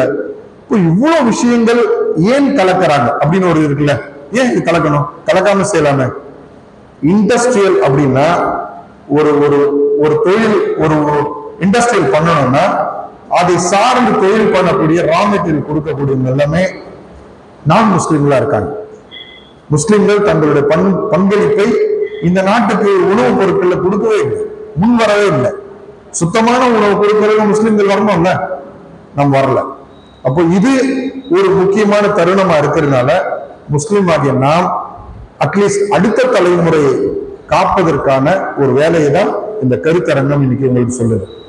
நாம் உண்ணும் உணவு, நாம் பயன்படுத்தக்கூடிய அன்றாடம் பயன்படுத்தக்கூடிய குறிப்பா பெண்கள் காஸ்மெட்டிக்ஸ் தயாரிங்க. இப்போ சில பேர் இந்த ஹேண்ட் கிரீம், ஃபேஸ் கிரீம் எல்லாம் போடுவோம், கரெக்டா? அதுல கொலஜன் அப்படின்னு வார்த்தை இருக்கான்னு பாருங்க. கொலஜன் அப்படின்னாலே பன்றிலிருந்து இறக்கப்பட்ட கொழுப்பிலிருந்து தயாரிக்கப்பட்டதுதான் கொலஜன். நம்ம போடுற கிரீம்ல இருக்கு, நம்ம யூஸ் பண்ணக்கூடிய ஹேண்ட் கிரீம்ல இருக்கு, எல்லாத்துலயும் சர்வசாதாரணமா கலக்கப்பட்டிருக்கு. நமக்கு இன்கிரீடியன்ஸை படிக்க தெரியல, இன்கிரீடியன்ஸ் உடைய அர்த்தமும் நமக்கு புரியவில்லை. அப்போ உதாரணத்துக்கு சொல்ல வேண்டும்னா, நிறைய பீஸா நம்ம சாப்பிட ஆரம்பிச்சிட்டோம். பீஸா கடையில போறோம் இல்லையா, 3 விதமான வார்த்தைகளை யூஸ் பண்ணுவாங்க பீஸா கடையில போனீங்கன்னா. ஒண்ணு, அது பேர் பெப்பரோனி. பெப்பரோனி என்ற வார்த்தை இத்தாலி நாட்டுல அவங்க தயாரிக்கிற அந்த பீஸாக்கு பெப்பரோனின்னு சொல்லுவாங்க. அதை பன்றியை பெப்பரோனின்னு தான் சொல்லுவான். அப்போ பெப்பரோனி தான் அவன் தயாரிக்கிறான். இங்க நான் நிறைய பேர் கேள்விப்பட்டிருக்கேன், பார்த்திருக்கேன். முஸ்லிம் சமுதாயம் பீஸா சாப்பிடும்போது பெப்பரோனியை சாப்பிட்றாங்க. அவங்களுக்கு தெரியல அது பன்றின்னு தெரியல. எவ்வளவு பெரிய ஒரு இக்கட்டான சூழ்நிலை இந்த சமூகம் இருக்குன்னு கொஞ்சம் யோசிச்சு பாருங்களேன். தான் சாப்பிடுவது பன்றி என்று தெரியாமல் இந்த சமூகம் பன்றியை அனுதினமும் உபயோகிக்குதுன்னா அப்ப நம்ம எந்த இடத்துக்கு நம்ம தள்ளப்பட்டிருக்கோம்னு பாருங்க. அமெரிக்காவுக்கு போனீங்கன்னா அது ஹேம் சொல்லுவோம், ஹேம்பர்கர். உலகம் முழுக்க அது பேர் ஹேம்பர்கர் தான். ஹேம்ன்றது அமெரிக்கால பன்றியை தயாரிக்கிறதுக்கு பேர் ஹேம். இத்தாலியில பன்றியை தயாரிக்கிற முறைக்கு பேர் பெப்பரோனி. லண்டன், யூரோப்ல இது பன்றியை தயாரிக்கிற பேர் வந்து பர்கர். அந்த ஹேம், பெப்பரோனி, பேக்கன், இந்த 3மே பேர் தான் மாற்றம். பேக்கன்னா யூரோப் கண்ட்ரிஸ் பேக்கன் சாப்பிட்டாங்க, பேக்கன் பர்கர், பேக்கன் சாண்ட்விச். அது ஐரோப்பிய நாடுகள்ல அவங்க பயன்படுத்துற முறைக்கு பேர் பேக்கன். அமெரிக்காவும் சவுத் அமெரிக்காவில் பயன்படுத்துறதுக்கு பேர் ஹேம். இத்தாலி சார்ந்த உள்ள நாடுகளில் பயன்படுத்துறதுக்கு பேர் பெப்பரோனி. இப்ப நம்ம அதே கல்ச்சர்ல இந்தியால ஹேம் விற்கிறான், பெப்பரோனி விற்கிறான், பேக்கனும் விற்கிறான். அப்ப இந்த 3த்துக்கும் நமக்கு விளக்கமே தெரியல. எவ்வளவு, அதாவது படித்த சமூகமும் படிக்காத சமூகமும் உணவில் நம்ம கொடுக்காத முக்கியத்துவம் இருக்கு இல்லையா, இதை எந்த அளவு கொண்டு போனா ஒரு மனிதனுடைய அடுத்த தலைமுறையை ஹலாலான விஷயங்கள் சிந்திக்கவே விடாது. நாம் உண்ணும் உணவு நம் எண்ணங்களா மாற்றும். எண்ணங்கள் செயல் வடிவம் பெறும். அதான் சொன்னாங்களே, உங்களுடைய எண்ணங்கள் சரியா இருந்தால் உங்களுடைய ஆக்ஷன்ஸ், அமல்கள் சரியாயிடும்.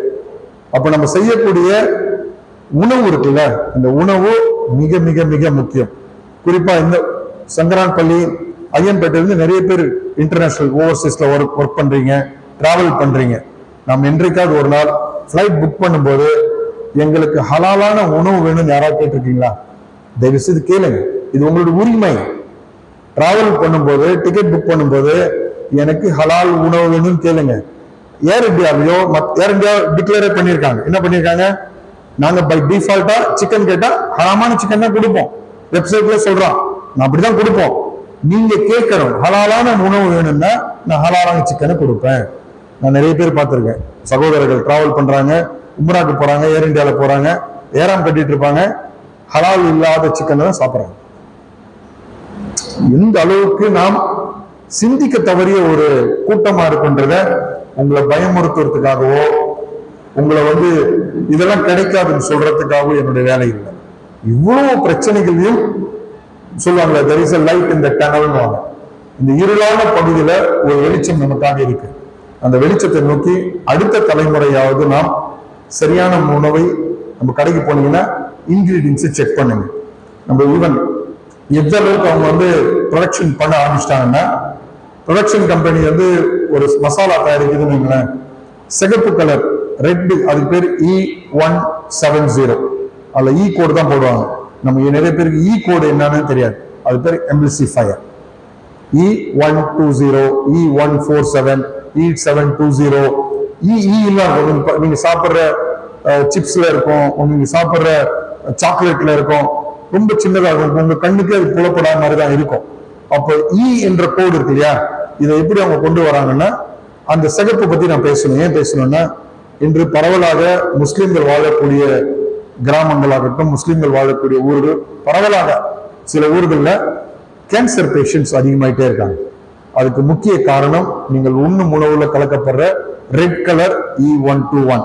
இது ஒரு கார்மின் அப்படின்னு ஒரு பூச்சி இனத்திலிருந்து எடுக்கப்படுறது. இந்த பூச்சி இந்தியா, சைனால மிகப்பெரிய அளவுல ஃபார்மிங் பண்றாங்க. எப்படி தேனீக்கள் ஃபார்ம் பண்றோமோ அந்த மாதிரி இந்த பூச்சிக்களை ஃபார்மிங் பண்ணக்கூடிய மிகப்பெரிய இண்டஸ்ட்ரி இந்தியாவில இருக்கு. இப்ப அந்த சிகப்பு இருக்குல்ல, சொல்லுவாங்க எனக்கு தந்தூரி சிக்கன், ஹலாலான முறையில் சிக்கன் இறக்கப்பட்டிருக்கும், ஆனா அதற்கு மேல போடப்பட்ட அந்த கலர் சிகப்பு இருக்குல்ல, அந்த சிகப்பு ஹராமான முறையில வந்திருக்கும். அந்த மாதிரி சொல்ற பாய் கடையில சாப்பிட்டோம், ஹலால் போட்டு இருந்துச்சு. இது மிகப்பெரிய அளவுல ஒரு விழிப்புணர்வு நமக்கு தேவை. இன்று உலகம் முழுக்க லண்டனை பொறுத்த வரைக்கும் 42% முஸ்லிம்கள் மிகப்பெரிய அளவுல தாக்கத்தை ஏற்படுத்துகிறார்கள். பொருளாதாரத்தை ஹலாலான எக்கனாமியை முன்னோக்கி கொண்டு போறாங்க.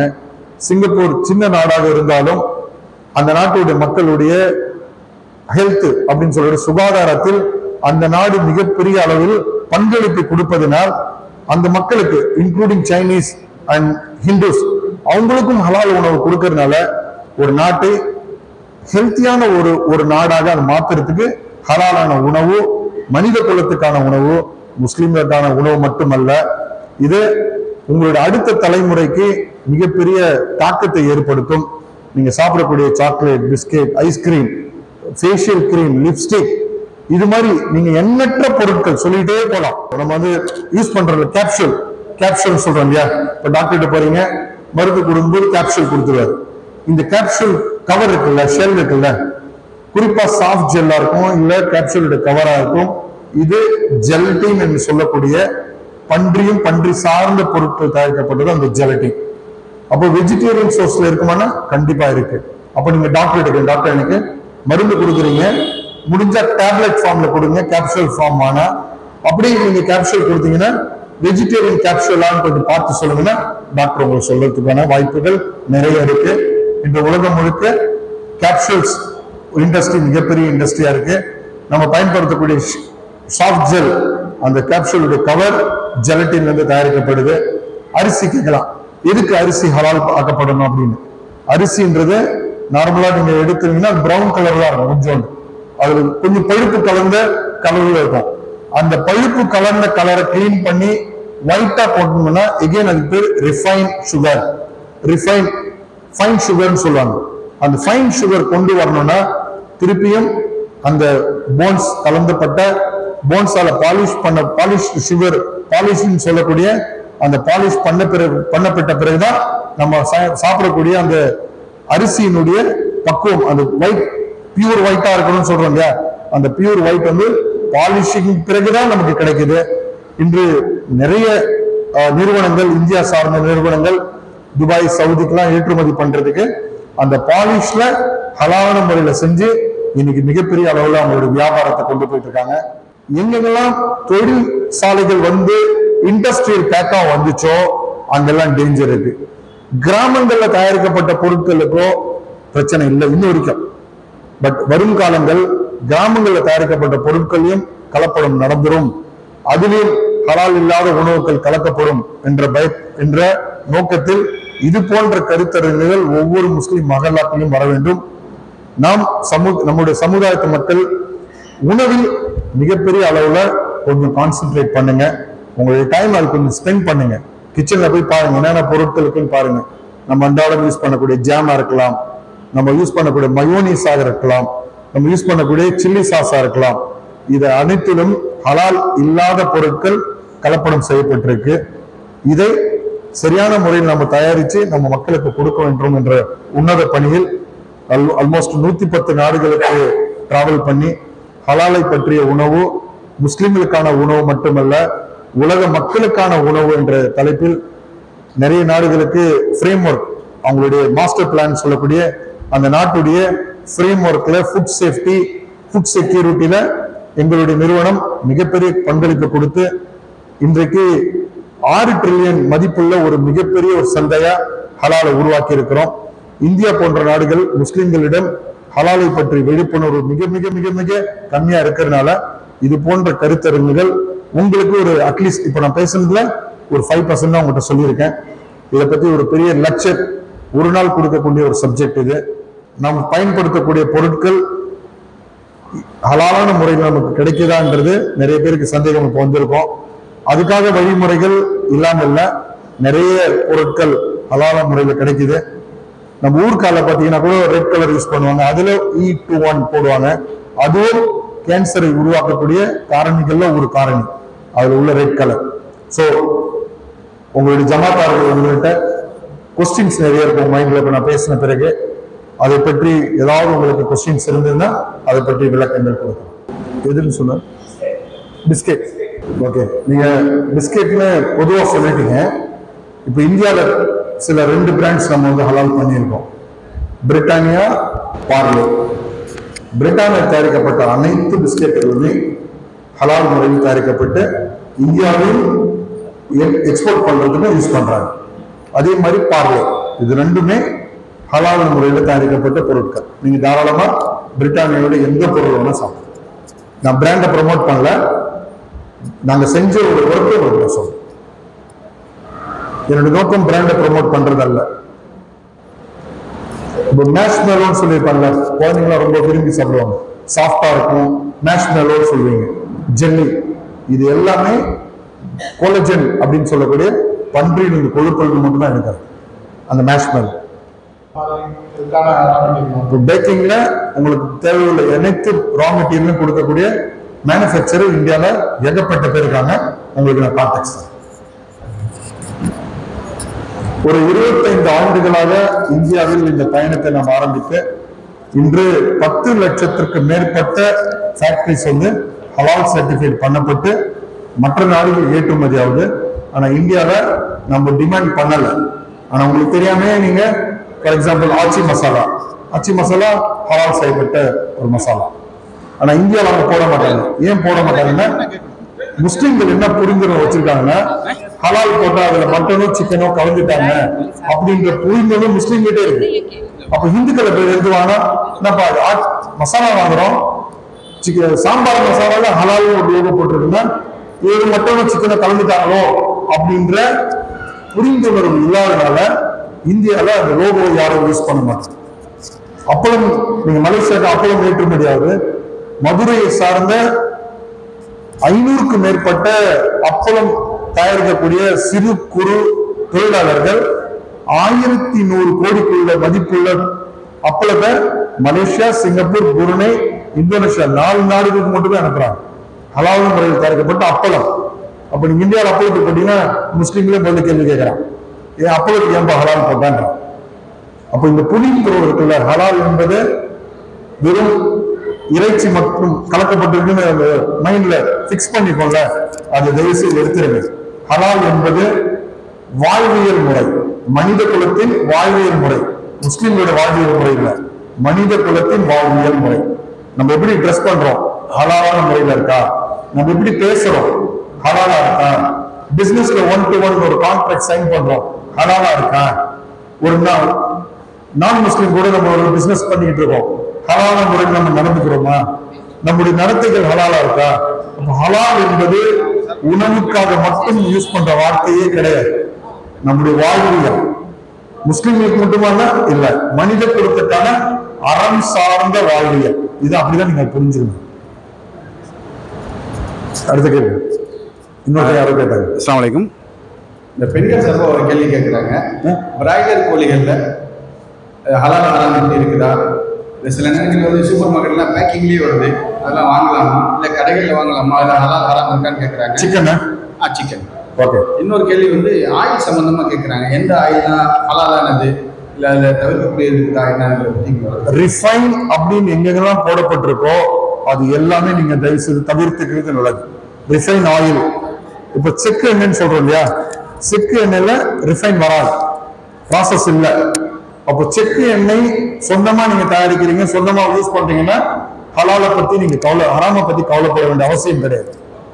கல் உப்பு யூஸ் பண்றீங்க, ஹலாலை பத்தி ஹராமை பத்தி நீங்க பயப்பட வேண்டிய அவசியம் இல்லை. ரா சுகர், பிரவுன் சுகர் சாப்பிடுறீங்க, யோசிக்க வேண்டிய அவசியம் இல்லை. நீங்க தவிர்த்துக்கிற இடங்கள் நிறைய இருக்கு. அந்த தவிர்த்துக்கிற இடங்கள்ல பண்ணிட்டீங்கனாலே இன்ஷால்லா அடுத்த வரும் காலங்கள்ல மற்ற பொருட்களும் ஹலாலான முறையில கிடைக்கிறதுக்கு இந்த சமூகம் தன்னுடைய நீட்ஸ் கேட்க ஆரம்பிக்கணும். நம்ம இன்னும் நம்மளுடைய நீட்ஸ் என்னன்னு நமக்கு தெரியல, அப்புறம் எப்போ நம்ம கேட்கல. ஃபிளைட்ல போறோம், புக் பண்றதுனால கேளுங்க, எனக்கு ஹலால் உணவு வேணும்னு கேளுங்க, கொடுக்கறதுக்கு ரெடியா இருக்கான். நம்ம கேட்கறது இல்லை. இப்போ எமிரேட்ஸ்லயும் கத்தாரும் சவுதியும் போனீங்கன்னா மலேசியன் ஏர்லைன்ஸ் பை டிஃபால்ட் ஹலால் உணவு தான் கொடுப்பான். புர்னே ஏர்லைன்ஸ், இதே ஒரு ஏர் ஏஷியாவோ இதே ஒரு சிங்கப்பூர் ஏர்லைன்ஸோ நான் முஸ்லிம் ஏர்லைன்ஸ் கண்ட்ரிஸ் ஏர்லைன்ஸ் போனீங்கன்னா நீங்க ஹலால் உணவு கேட்டீங்கன்னா ஹலாலான உணவு தயாரிச்சு கொடுக்க அவன் ரெடியா இருக்கான். நீங்க கேட்கறதுக்கு நீங்க ரெடி இல்லை. இந்த சமூகம் கேட்கறதே கிடையாது. ஃபிளைட் புக் பண்ணும்போது டிக்கெட்ல போடுங்க எனக்கு ஹலாலான உணவு வேணும்னு கேளுங்க. முதல் இதுல என்ன கண்ணியம்னா, நீங்க ஹலாலான உணவு வேணும்னு கேட்டீங்கன்னா மற்றவங்களுக்கு எல்லாம் சர்வ் பண்ண மாட்டான். ஹலால் உணவு கேட்டா அவங்களுக்கு தான் ஃபர்ஸ்ட் சர்விங். யாராவது கவனிச்சிருக்கீங்களா? அதை ஃபிளைட்ல போகும்போது தயவுசெய்து ட்ரை பண்ணி பாருங்க. நீங்க ஹலாலான உணவு கேளுங்க, உங்களுக்கு தான் முதல் உணவு கொடுப்பான். ஏன்னா உங்களுக்கு வைக்கிற ரேக்கு தனி ரேக், உங்களுக்கு தான் முதல் சர்விங். அப்ப கண்ணியப்படுத்துறான்னு சொல்ல வர. நீங்க கேட்டீங்கன்னா உரிமையை கேட்டீங்கன்னா அந்த உரிமையை கொடுக்கறதுக்கு அவங்க ரெடியா இருக்காங்க. உரிமை என்னன்னு கேட்க தெரியாத இடத்துல தான் நம்ம சமூகம் இருக்கிறது.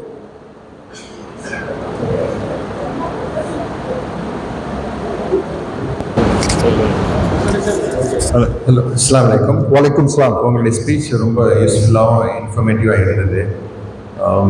Soft drinks, for example Coca Cola, Pepsi, is it coming under halal tag or how do you define any restrictions? Currently we have certified goli sodas. தமிழ்நாட்டில் உள்ள சில பிராண்ட்ஸ் கோலி சோடாக்கு நம்ம ஹலால் கொடுத்துருக்கோம். ஏன் கொடுத்துருக்கோம்னா, இப்போ பவான்டோன்னு ஒரு பிராண்ட் இருக்கு இல்லையா, காளிமா, அது ஹலால் சர்டிஃபைட் பண்ணப்பட்டிருக்கு. அதுல போடக்கூடிய சர்க்கரை இருக்கு இல்லையா, அது ஹலால் சர்டிஃபைட் வாங்கின பிறகுதான் பவான்டோவுடைய அந்த கூல் ட்ரிங்க் சர்டிஃபைட் பண்ணியிருக்கோம். இப்போ மற்ற பிராண்ட் சொன்னீங்க இல்லையா, அதை நம்ம சர்டிஃபைட் வரைக்கும் பண்ணல. மலேசியா, சிங்கப்பூர்ல பண்ணப்பட்டிருக்கு, இந்தியாவில் பண்ணப்படுது. சொன்னீங்க, நான் இப்போ சொன்னக்கூடிய பவான்டோ, கோலி சோடா, அதை ட்ரை பண்ணுங்க. பிராண்டடா இருக்கிறது இன்னொரு இந்தியாவில் there is a requirement. So when the consumer asks more demand, then the manufacturer ready to provide. நம்ம consumer நம்ம rights நம்ம கேட்கறதே இல்லை. This is where the problem starts. Consumer don't know their rights or they doesn't know how to ask the questions. இந்த ரெண்டு பிரச்சனையும் சமூகம் ரொம்ப பின்தங்கி இருக்கு. நம்முடைய உரிமைகள் என்னன்னு தெரியாது, அப்படியே உரிமைகள் தெரிஞ்சா எங்க கேட்கணும்னு தெரியாது. சிக்கன் ஷாப்ல முஸ்லிம்ஸ் அதிகமாக சாப்பிட்றாங்க. அதை பற்றி இந்த பகுதியிலேருந்து நான் தஞ்சாவூர் வரேன். இந்த பகுதியில் அதிகமான மக்கள் கார் வச்சுட்டு அதுக்காக வர்றாங்க. அது ஒன்று. ரெண்டாவது, டால்டாவும் யூஸ் பண்ணுறாங்க, கேக்கெல்லாம் யூஸ் பண்ணுறாங்க. டால்டா அது எப்படி ஹலால்ல வருமா? டால்டா உடல் நலத்துக்கு தீங்கு விளைவிக்கும் ஒரு பொருள். அது வனஸ்பதின்னு சொல்லக்கூடிய artificial ghee. It's not a pure ghee. அதை நீங்க ஏன் உபயோகப்படுத்துறாங்கன்னா, கீயை விட நெய்யை விட அது விலை குறைவு. அது ஹெல்த் வைஸ் பாத்தீங்கன்னா உங்களுக்கு நிறைய பாதிப்புகள் உண்டு பண்ணும். இதயத்தில் அடைப்புகள் உண்டு பண்றது, கொலஸ்ட்ரால்ஸ் இது பண்றது. ஹெல்த் அசெட்ல vanaspati is not recommended to take. But அதுல ஹலால் பண்ணப்பட்டிருக்காங்க. சில பிராண்ட்ஸ் வந்து எக்ஸ்போர்ட்டுக்காக யூஸ் பண்றாங்க இன்னைக்கு. ஆனா இந்தியாவில் தயாரிக்கப்பட்ட பொருட்கள் இது வரைக்கும் மக்களுக்கு ஹலாலான முறையில் கொடுக்குது. வனஸ்பதி. நீங்க குறிப்பா இன்னொரு பிராண்டை பத்தி பேசுனீங்க. முஸ்லிம்களாகிய நாம தான் அதிகமான கன்சூமர் அந்த பிராண்டுக்கு. இவங்க போய் கேட்பாங்க ஹலாலானால, ஆமாங்க ஹலால் ஒரு சர்டிஃபிகேட் எடுத்து காட்டிடுவான், இவங்க சாப்பிட்டு வந்துருவாங்க. நான் சொன்ன மாதிரி வெறும் சிக்கன் மட்டும் ஹலாலா கூட இருக்கலாம். எனக்கு நான் எது அப்படின்றது பர்டிகுலரா சொல்ல விரும்பல, இருக்கலாம்.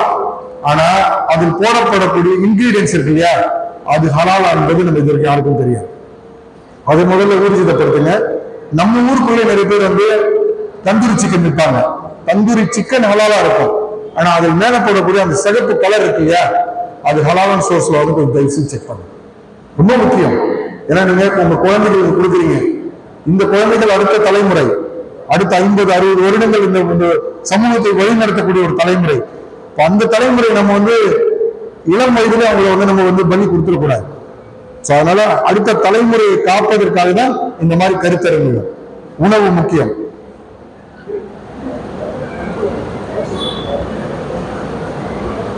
கொஸ்டின் லேடிஸ் சைட்ல இருந்து இருக்கா? ஏன்னா குறிப்பா அது பெண்களுக்கு ரொம்ப முக்கியம். ஏன்னா அவங்களுடைய கிச்சன் அவங்க தான் இருக்காங்க. இன்னைக்கு நைட்டு வீட்டு இந்த கருத்தரங்கு பிறகு தயவு செய்து உங்க கிச்சன்ல போயிட்டு உள்ள சில பொருட்கள்லாம் போய் பாருங்க. லிப்ஸ்டிக், குறிப்பா லிப்ஸ்டிக்ல யூஸ் பண்ணக்கூடிய அந்த சிகப்பு கலர் இருக்கு இல்லையா, அது ஹராம் சார்ந்த ஒரு இடத்துல இருந்து வருது. அது உங்களுடைய வயிற்றுக்குள்ள போகும்போது நிறைய மெடிக்கல் டிஸ்அட்வான்டேஜஸ் உள்ள ப்ராடக்ட்ஸ் அது. அதுல உள்ள மாய்ஸ்சரைசிங், அந்த மாய்ஸ்சரைஸ் பண்றதுக்கு ஜெலட்டின் யூஸ் பண்ணுவாங்க, கொழுப்பு யூஸ் பண்ணுவாங்க. ஹலாலான முறையில் இருக்காங்க. நிறைய லிப்ஸ்டிக், ஹலாலான லிப்ஸ்டிக் இந்தியாவிலே கிடைக்கும். அதான் சொன்னேன், இந்தியா போன்ற நாடுகள்ல லோகோ போடுறதுல சிக்கல் எங்க வருதுன்னா, முஸ்லிம்களே புரிந்து லிப்ஸ்டிக்ல ஏதோ சிக்கன் கலந்துதான் நினைக்கிறான். அப்போ இந்த பிரச்சனைகளை நம்ம தீர்வு காணணும்னா ஒவ்வொரு மஹல்லாக்களையும் சூப்பர் மார்க்கெட்ஸ் நம்மளே உருவாக்கணும். அதுக்குள்ள வாய்ப்புகள் நிறைய இருக்கு. எவ்வளவு பிசினஸ் பண்றோம், ஹலால் சூப்பர் மார்க்கெட் ஒவ்வொரு மஹல்லாக்களையும் ஏன் உருவாக்க கூடாது? உருவாக்கணுமே, அந்த முயற்சி நம்ம எடுக்கலாமே. இது மிகப்பெரிய ஒரு பொருளாதாரம் சார்ந்த ஒரு விஷயமா இருக்கு இல்லையா, அதை நம்ம முன்னெடுக்கலாமே. சோ தீர்வு இருக்கு, தீர்வு இல்லை என்று இல்லை, தீர்வு இருக்கு. ஏதாவது கொஸ்டின் சொல்லு. துணிலையா? ஓகே. துணி அப்படின்னா போடும் முறை இருக்கு இல்லையா, 3 விஷயங்கள் தான் இஸ்லாம் சொல்லுது. ஒரு உடையை நீங்க அணியும் போது டிரான்ஸ்பரண்டா உடல் அங்கங்கள் தெரியுற மாதிரி போடக்கூடாது, அது ஹலால் ஹராம்ல ஃபர்ஸ்ட். டைட்டா உடம்பு தெரியுற மாதிரி டைட்டா போடக்கூடாது. முட்டிக்கு மேல உடல் அங்கங்கள் தெரியுற மாதிரி போடக்கூடாது. இது 3 தவிர்த்து நீங்க எந்த ட்ரெஸ் போட்டாலும் அது ஹலாலான ட்ரெஸ். அதுல இன்னும் கொஞ்சம் ஃபர்தரா போயிட்டு தயாரிக்கிற முறை இருக்கு இல்லையா, அதுல சில கெமிக்கல்ஸ் யூஸ் பண்றாங்க. இது என்ன ஸ்கின் ரேஷஸ் உண்டு பண்ணும், ஸ்கின்ல கொப்பளங்கள் ஏற்படுத்தும். அந்த மாதிரி இல்லாம உள்ள சில ட்ரெஸ் எல்லாம் நிறைய நாடுகள் இப்ப கேட்கறாங்க. தயாரிப்பு முறையிலே ஹலாலான ட்ரெஸ் இருக்கான்னு சர்டிஃபை பண்றாங்க. இந்தியாவில் தேவையில்லை இன்னைக்கு, பட் மேலும் அடுத்த தலைமுறைக்கு அது தேவைப்படலாம். எங்க ஊர்ல எங்க பார்த்தாலும் ஹோட்டலு. நைட்ல எல்லா மக்களும் மைதா ரொட்டி, கோதுமை ரொட்டி தான் சாப்பிட்டு இருக்காங்க. அதுல மைதா ரொட்டியில் என்ன கெடுதல் இருக்குங்க? கோதுமை ரொட்டி நல்லது, கோதுமை ரொட்டி சாப்பிட்றாங்க. ஆனால் கோதுமை ரொட்டி 7 மணி 7:30 மணி போனால் முடிஞ்சுக்கிறாங்க. மேக்சிமம் எல்லாமே மைதா ரொட்டி தான் சாப்பிட்றாங்க. அதில் என்ன கெடுதல்?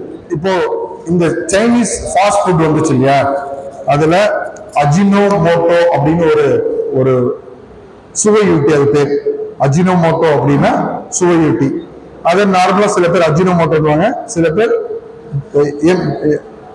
ஜிஎம்ஓ அஜினோமோட்டோன்னு சொல்லிடுவாங்க. குளுமைட், மோனோகுளுமைட், எம்எஸ்ஜி, மோனோசோடியம் குளுமைட். எம்எஸ்ஜி இது மேல புரியுது, சயின்ஸ், இது ஒரு அறிவியல். இப்போ ஒரு காகிதம் இருக்குன்னு வச்சுக்கோங்க.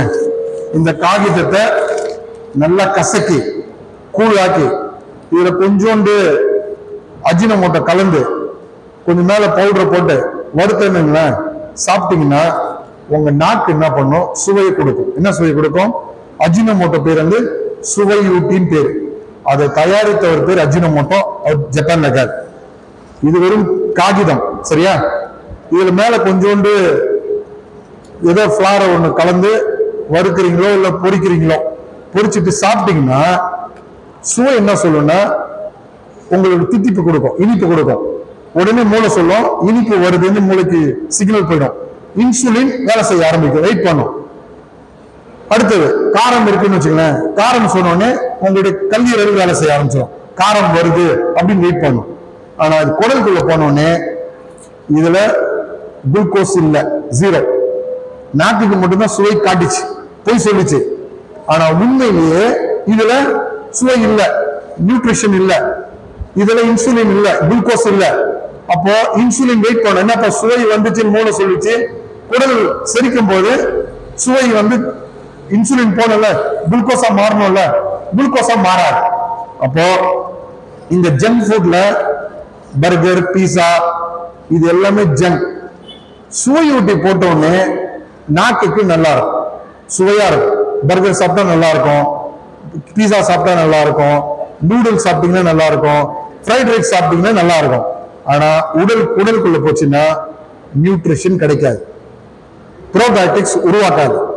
அப்போ நம்ம சாப்பிட்ற உணவு ஃபெர்மெண்ட் ஆகும். ஃபெர்மெண்ட்னா அந்த கொதி நிலை போயிட்டு உள்ள இருந்து கேஸை ப்ரொடியூஸ் பண்ணணும். பழங்கள் சாப்பிட்டீங்கன்னா ஃபெர்மெண்ட் ஆகும், அரிசி சாப்பிட்டீங்கன்னா ஃபெர்மெண்ட் ஆகும். ஆனா பிரெட் எல்லாம் சாப்பிட்டீங்கன்னா ஃபெர்மெண்டேஷன் நடக்காது. ஃபெர்மெண்டேஷன் நடக்கலைன்னா ப்ரோபயோட்டிக்ஸ் ப்ரொடியூஸ் பண்ணாது. ப்ரொடியூஸ் பண்ணாதனால 5 வருஷத்துலயோ 10 வருஷத்துலயோ ஒபிசிட்டி வந்துடும், குண்டாயிடுவாரு, டயபெட்டிக்ஸ் வந்துடும், கேன்சர்ஸ் லீட் பண்ணும். நீங்க சாப்பிட்றதெல்லாம் உங்க நாக்கு போய் சொல்லுதுன்னு அர்த்தம். ஏன்னா சுவை ஊட்டி, அது பேரு ஜிஎம்ஓ எம்எஸ்ஜின்றது வெறும் சுவை ஊட்டி மட்டுமே, அதுல நியூட்ரிஷன் இருக்காது, எதுவுமே இருக்காது. அப்போ நீங்க உங்க ஊர்ல சொன்னீங்க இல்லையா, ஃபாஸ்ட் ஃபுட் தயாரிப்பாரு, கொஞ்சம் அஜினோமோட்டோ அள்ளி போட்டான்னு, அஜினோமோட்டோல என்ன இருக்குன்னு உங்களுக்கும் தெரியாது. அது தயாரிக்கிற முறையே தப்பான முறையா இருக்கும். அதை சாப்பிடும்போது உடலுக்கு உபாதைகள் மட்டுமே கொடுக்குமே தவிர மற்றபடி உங்களுக்கு எந்த விதத்திலும் பயன் தராது. நார்மலா ஹலால் சர்டிபிகேஷன் பண்றதுக்குன்னு ஒரு அத்தாரிட்டி உண்டு, அவங்க போய் இன்ஸ்பெக்ட் பண்ணுவாங்க, வெரிஃபை பண்ணுவாங்க. முஸ்லீம்களாக நம்ம கையால ஒரு போர்டு போடுவோம், ஹலால் செய்யப்பட்டது. கிச்சன் பார்த்தீங்கன்னா சுத்தமாவே இருக்காது. 15 நாளைக்கு ஒரு தடவை நகம் வெட்டணும், நம்ம வெட்டுறது இல்லை. அப்போ பரோட்டா போடுவீங்க, பரோட்டா போடும்போது நகத்துல உள்ள அழுக்குகள் பரோட்டால போகும். இதை நீங்க சாப்பிட சாப்பிட நெடுங்காலத்தில் இது உடல்ல உபாதைகளும் உடல்ல வியாதிகளும் உண்டு பண்ணும். அப்ப சுத்தம் என்பது இஸ்லாத்தின் ஒரு முக்கிய பங்கு இருக்கனால நாம முதல்ல நம்ம ஊர்ல உள்ள ரெஸ்டாரண்ட்ஸை தயவு செய்து சுத்தமான முறைக்கு மாத்துறதுக்கு முயற்சி பண்ணுங்க. வேற கொஸ்டின்ஸ்?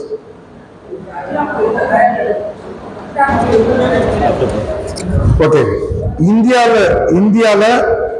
இந்தியால தயாரிக்கப்படுற அஜினோமோட்டோ எலும்புகளும் தயாரிக்கப்படலாம். ஏன்னா அஜினோமோட்டோ தயாரிக்கிறதுக்கு 3 மூலப்பொருட்கள் தேவைப்படுது. உங்களுடைய கிழங்கு இருக்கு இல்லையா, மரவள்ளி கிழங்குன்னு சொல்லுவீங்க, இனிப்பு கிழங்கு இருக்கு இல்லையா, இதுவும் ஒரு சுவையூட்டி. அதுல சுவை போடுறதுக்கு எலும்பும் ஒரு மூலப்பொருட்கள். அப்ப என்ன மாதிரி அஜினோமோட்டோ நீங்க யூஸ் பிராண்ட் மாறு, அப்ப எந்த பிராண்ட்ல எந்த அஜினோமோட்டோ நீங்க யூஸ் பண்றீங்க பார்த்துதான் லேப்ல டெஸ்ட் பண்ணி தான் அதோட முடிவை நம்ம சொல்ல முடியும். ஹலால் மலேசியால உள்ளது, சிங்கப்பூர்ல, இந்தோனேஷியா உள்ளது எல்லாமே ஹலால்.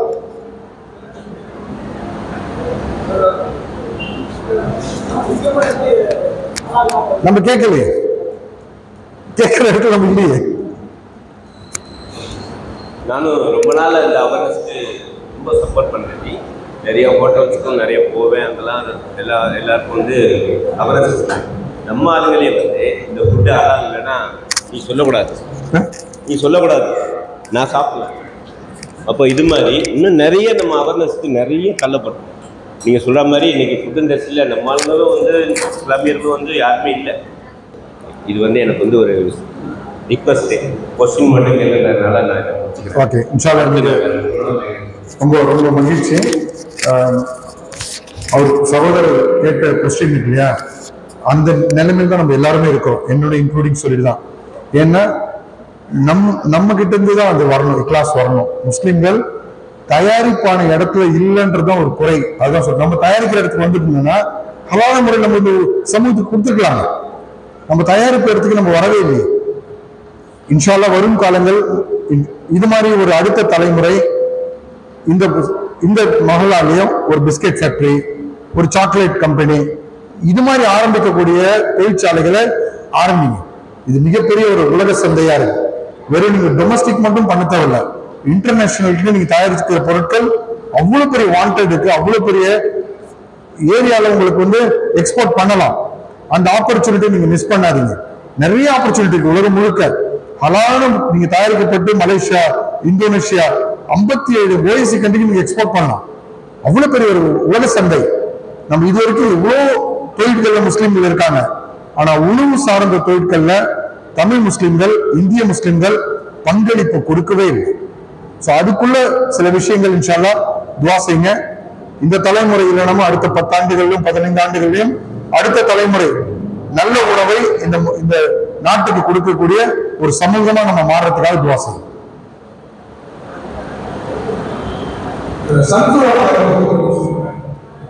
சன்ஃபிளவர்ன்றது ஆமா எல்லாமே ஒரு அளவு தான். இப்போ சர்க்கரை அதிகமா சாப்பிட்றது நல்லதா கெட்டதான்ற மாதிரியும் எண்ணெயை எல்லாமே ஹெல்த் பேஸ் தான். ஹலாலா இருக்குன்னு சொல்லி நீங்க வந்து சர்க்கரை 10 கிலோ சாப்பிட முடியுமா? முடியாது. எல்லாத்துக்கும் ஒரு வரைமுறை உண்டு, அனைத்துக்கும் ஒரு கட்டுப்பாடு உண்டு. நம்ம இப்ப இந்த விழிப்புணர்வு கருத்தரங்கத்துல என்ன மெயினா சொல்ல வரோம்னா, சில பொருட்கள் நம்மளால கண்ணுக்கு எதிரில் நம்மளால கண்ட்ரோல் பண்ண முடியும், அதை நீங்க கண்ட்ரோல் பண்ணுங்க. இப்போ பேக்கரிக்கு போறீங்க, உங்களால அந்த சொன்ன கேக் பிளம் கேக் வாங்கணும், பிளம் கேக்ல நீங்க கேள்வி கேளுங்க, அந்த தயாரிக்கிறவர் மாத்திக்கிறது முயற்சி பண்ணுவார், ஏன்னா நீங்க தான் கன்சியூமர். இப்ப இதெல்லாம் சாப்பிட்டீங்கன்னா என்ன மறந்துடுங்க, அதை பத்தி நம்ம இப்ப பேச வேண்டாம். இதன் பிறகு ஒரு அழகான ஒரு கேக்கு கொடுக்கக்கூடிய பேக்கரியை நடத்துறது கூட நம்ம முயற்சி பண்ணலாம்னு சொல்றோம். சன்ஃபிளவர் ஆயில், சன்ஃபிளவர்ல நீங்க ஆயில் எடுக்கலாம், அது ரிஃபைன் பண்ற இடத்துல தான் அந்த சிக்கல்கள் வருதுன்னு சொன்னேன். கோல்ட் வின்னர் ஹலால் சர்டிஃபிகேட் பண்ணப்பட்டிருக்கு. இன்னும் நிறைய பிராண்ட் வந்து ஃபார்ச்சூன் பிராண்ட், இப்போ இவ்வளவு பிராண்ட்ஸ் எல்லாம் சொல்றேன்ல, ஒரு பிராண்ட்ல கூட நம்ம வந்து முஸ்லீம்கள் தயாரிக்கக்கூடிய பிராண்ட்ஸ் இல்லை. நான் முஸ்லீமாக அவங்களும் நமக்காக நிறைய ஹலால் பொருட்களை கொடுக்குறாங்க. அப்ப அந்த சமூகம் நம்ம பாராட்ட தான் ஆகணும். நமக்கு தேவையான பொருட்களை அவங்க தயாரிச்சு நமக்காக கொடுக்குறாங்க. அவங்க நம்மளோட மேல அக்கறை மட்டும் இல்ல, எக்ஸ்போர்ட் பண்றதுனால அவங்களுக்கு நம்மளுக்கு ஹலாலான உணவு கொடுக்குறாங்க. அதிகமாக சுகர் பேஷண்டா இருக்கிறோம், இனிப்பு நீர்காரங்களா இருக்கிறோம். இப்போ அதிகமான முறையில் மலேசியாவிலேருந்து இறக்குமதி ஆகிற கிரேக்கர்ஸ்னு ஒரு பிஸ்கெட் இருக்குங்கல்ல, அது உப்பு பிஸ்கெட். அதாவது இருப்பு இல்லாமல் இருக்கிறதுனால அதிகமாக இங்கே சாப்பிட்றது. இங்கே பார்த்தாலும் கடைகள்ல ஆஃபர்லையும் அதுலேயும் எல்லாம் நிறைய வச்சுருக்குறாங்க. ஹலால் சர்டிஃபிகேட் அவருடைய இதில் இருக்குது. அது எப்படிங்க, அது உண்மையிலேயே அது ஹலால் தானா? கையில் எடுத்தால் கொஞ்சம் எண்ணெய்கள் போட. இப்போ மலேசியாவில் தர 3 பிராண்ட்ஸ் இருக்கு. ஜூலின்னு ஒரு பிராண்ட் இருக்கு. ஜூலி சரிங்க. நீங்க சாப்பிடுறது எதுன்னு எனக்கு தெரியல. இங்க குறிப்பா உங்க ஊர்ல கிடைக்கிறது தான் ஜூலியா தான் இருக்கணும். சரி, ஏன்னா எல்லா ஊர்களும் கிடைக்குது. இன்னைக்கு அவங்க நிறைய எக்ஸ்பேண்ட் பண்ணிருக்காங்க. மலேசியால சர்டிபிகேட் பண்ணி வந்தா முழுமையா ஹலால் செய்யப்பட்டு தெய்வமா சாப்பிடுறாங்க இந்த ஜூலி. சரி, அதான் ஏன்னா அதிகமான பேர் வந்து இனிப்பு நீர் அதான் விருப்பப்பட்டு சாப்பிடுறாங்க. ஆமா, அதனால தான் கண்டிப்பா கரெக்டான ப்ராடக்ட் சொல்லுங்க. ரொம்ப சந்தோஷம். சர்டிபிகேட் கொடுக்குறதுக்கா நம்பகத்தன்மை எப்படி நம்ம உறுதிப்படுத்த முடியும்? ஆமா, இப்போ இந்தியாவில 3 நிறுவனங்கள் சர்டிபிகேட் கொடுக்குது. ஒண்ணு வந்து ஜாமியத்துல் உலமா ஹிந்த், இன்னொன்னு ஜாமியத்துல் உலமா மகாராஷ்டிரா, இன்னொன்னு ஹலால் இந்தியா. மொத்தம் 3 நிறுவனங்கள் தான் இந்திய அரசாங்கத்தால் அங்கீகரிக்கப்பட்ட நிறுவனங்கள். இந்திய, நான் சொல்றது தமிழ்நாடு இல்ல, யூனியன்ல அங்கீகரிக்கப்பட்ட 3 லோகோ இந்தியாக்குள்ள இருக்கு. அது சென்ட்ரல் கவர்மெண்ட் அப்ரூவ் பண்ணி வச்சிருக்கு. ஆனா இந்த 3 உள்ள லோகோவை கேட்கிற இடத்துல நம்ம இல்ல. அதான் இங்க உள்ள சிக்கல்கள். கேட்டீங்கன்னா அவன் கொடுப்பான். நீங்க ஒரு பிராண்ட் பிடிச்சிருக்கு, கன்சியூமர் அவன் போட்டிருக்காங்க ஹாட்லைன், நீங்க கேட்கணும் உங்க உரிமை. இப்ப சொன்ன ஃபிளைட்ல போறது நீங்க, டிக்கெட் எடுக்கிறது நீங்க ஹலால் உணவு கேட்டீங்கன்னா கொடுப்பான். ஏன் கொடுக்க மாட்டேன்னு சொல்லுங்க, கண்டிப்பா கொடுப்பான். நீங்க கேட்கறது கேட்கிற இடத்துக்கு வாங்கன்னு சொல்றோம். நீங்க கன்சியூமர், உங்க ரைட்ஸ் இருக்கு. நீங்க ஒரு 30,000 கொடுத்துட்டு மலேசியாவுக்கு போறீங்க, சிங்கப்பூர் வரீங்க, சிங்கப்பூர் ஏர்லைன்ஸ் உங்களுக்கு ஹலால் உணவு கொடுக்கறதுக்கு ரெடியா இருக்கு. கொடுக்க மாட்டேன்னு சொல்லவே இல்லை. நீங்க கேட்கணும்னு சொல்லு, நீங்க கேட்காலும் உங்களுக்கு ஆஃபர் பண்ண மாட்டோம். ஏர் இந்தியா கொடுக்குதுன்னு சொல்லுது. நீங்க சவுதி போறீங்க, ஏர் இந்தியாவில் டிராவல் பண்றீங்கன்னா எனக்கு ஹலால் உணவு வேணும்னா ஹலால் உணவு கொடுக்குறான், ரெடியா இருக்கு. ஓகே, அது வந்து ஹலாலா ஹராமான்ற டாபிக் போறதுக்குனால அதுல சேர்க்கக்கூடிய கெமிக்கல்ஸ் என்னன்னு முதல்ல பாருங்க. சில சமயங்கள் நம்ம கேள்விப்படுறோம், அந்த எண்ணெய் போடுறதுனால கொப்பளங்கள் வருது, ஸ்கின்ல இஷ்யூஸ் வருதுன்னா அதில் சேர்க்கப்பட்ட கெமிக்கல்ஸ் வந்து தடுக்கப்பட்டது, அதை நம்ம யூஸ் பண்ணக்கூடாது. இண்டஸ்ட்ரியல் கெமிக்கல் சொல்லுவோம். அதை அவாய்ட் பண்ற மாதிரி உள்ள சில பொருட்கள் என்ன நேச்சுரல் எண்ணெய்ஸ்லாம் நிறைய இருக்கு இன்னைக்கு, அதை நீங்க உபயோகப்படுத்தலாம். ஏன்னா நம்ம இன்டெக் இல்ல, எக்ஸ்டர்னல் தான். அதனால உங்களுக்கு சயின்டிபிக்கா பாத்தீங்கன்னா உங்களுக்கு அது ஹராம் சொல்றதை விட ஹார்ம்ஃபுல்லா இருக்கும். அதை அவாய்ட் பண்றது நல்லது. இவ்வளவு நேரம் பொறுமை காத்து நிறைய கொஸ்டின்கள் கேட்ட உங்கள் அனைவருக்கும் இன்ஷா அல்லாஹ் வரும் காலங்களில் இதை பற்றி நிறைய விழிப்புணர்வுகள் யூடியூப்லயும் நிறைய நம்ம பண்ணிட்டு இருக்கோம். அதையும் நீங்க ஃபாலோ பண்ணலாம். பஷீர் அண்ணங்க ஏதாவது இருக்காங்க, அவங்ககிட்ட நீங்க கேட்டு தெரிஞ்சுக்கலாம். அதுக்குள்ள ஏதாவது புக்ஸ் உங்களுக்கு வேணும் டெக்னிக்கலான, அதையும் நான் உங்களுக்கு வாட்ஸ்அப்ல அனுப்புறேன், படிச்சு தெரிஞ்சுக்கங்க. அடுத்த தலைமுறை காப்பாற்றுற இடத்துல நம்ம இருக்கிறதுனால தான் அவ்வளோ மெனக்கிடுதலோடு உங்கள்கிட்ட இதை பத்தி பேசுறோம். நம்மளோட தலைமுறை முடிஞ்சு போச்சு. அடுத்த தலைமுறை சிந்தனைகளாளர்களை உருவாக்கணும்னா ஹலாலான உணவு கொடுத்தீங்கன்னா அந்த குழந்தைகள் அடுத்த தலைமுறை லீடர்ஷிப்பா மாறுவாங்கன்ற நல்ல நோக்கத்தில் இந்த ஏற்பாடு செஞ்ச இந்த 2 ஜமாத்தார்களுக்கும் என்னுடைய இதயம் கணிந்த நல்வாழ்த்துக்கள், நன்றிகள். ஐயம்பட்டி சக்கராப்பள்ளி முஸ்லீம் ஜமாத் சபை குவைத்தினுடைய அழைப்பை ஏற்று இங்கே வருகை தந்து கண்ணியப்பட்ட தாத்தார்களுக்கும் தாய்மார்களுக்கும் நெஞ்சம் நிறைந்த நன்றிகளை தெரிவித்துக் கொள்கிறோம்.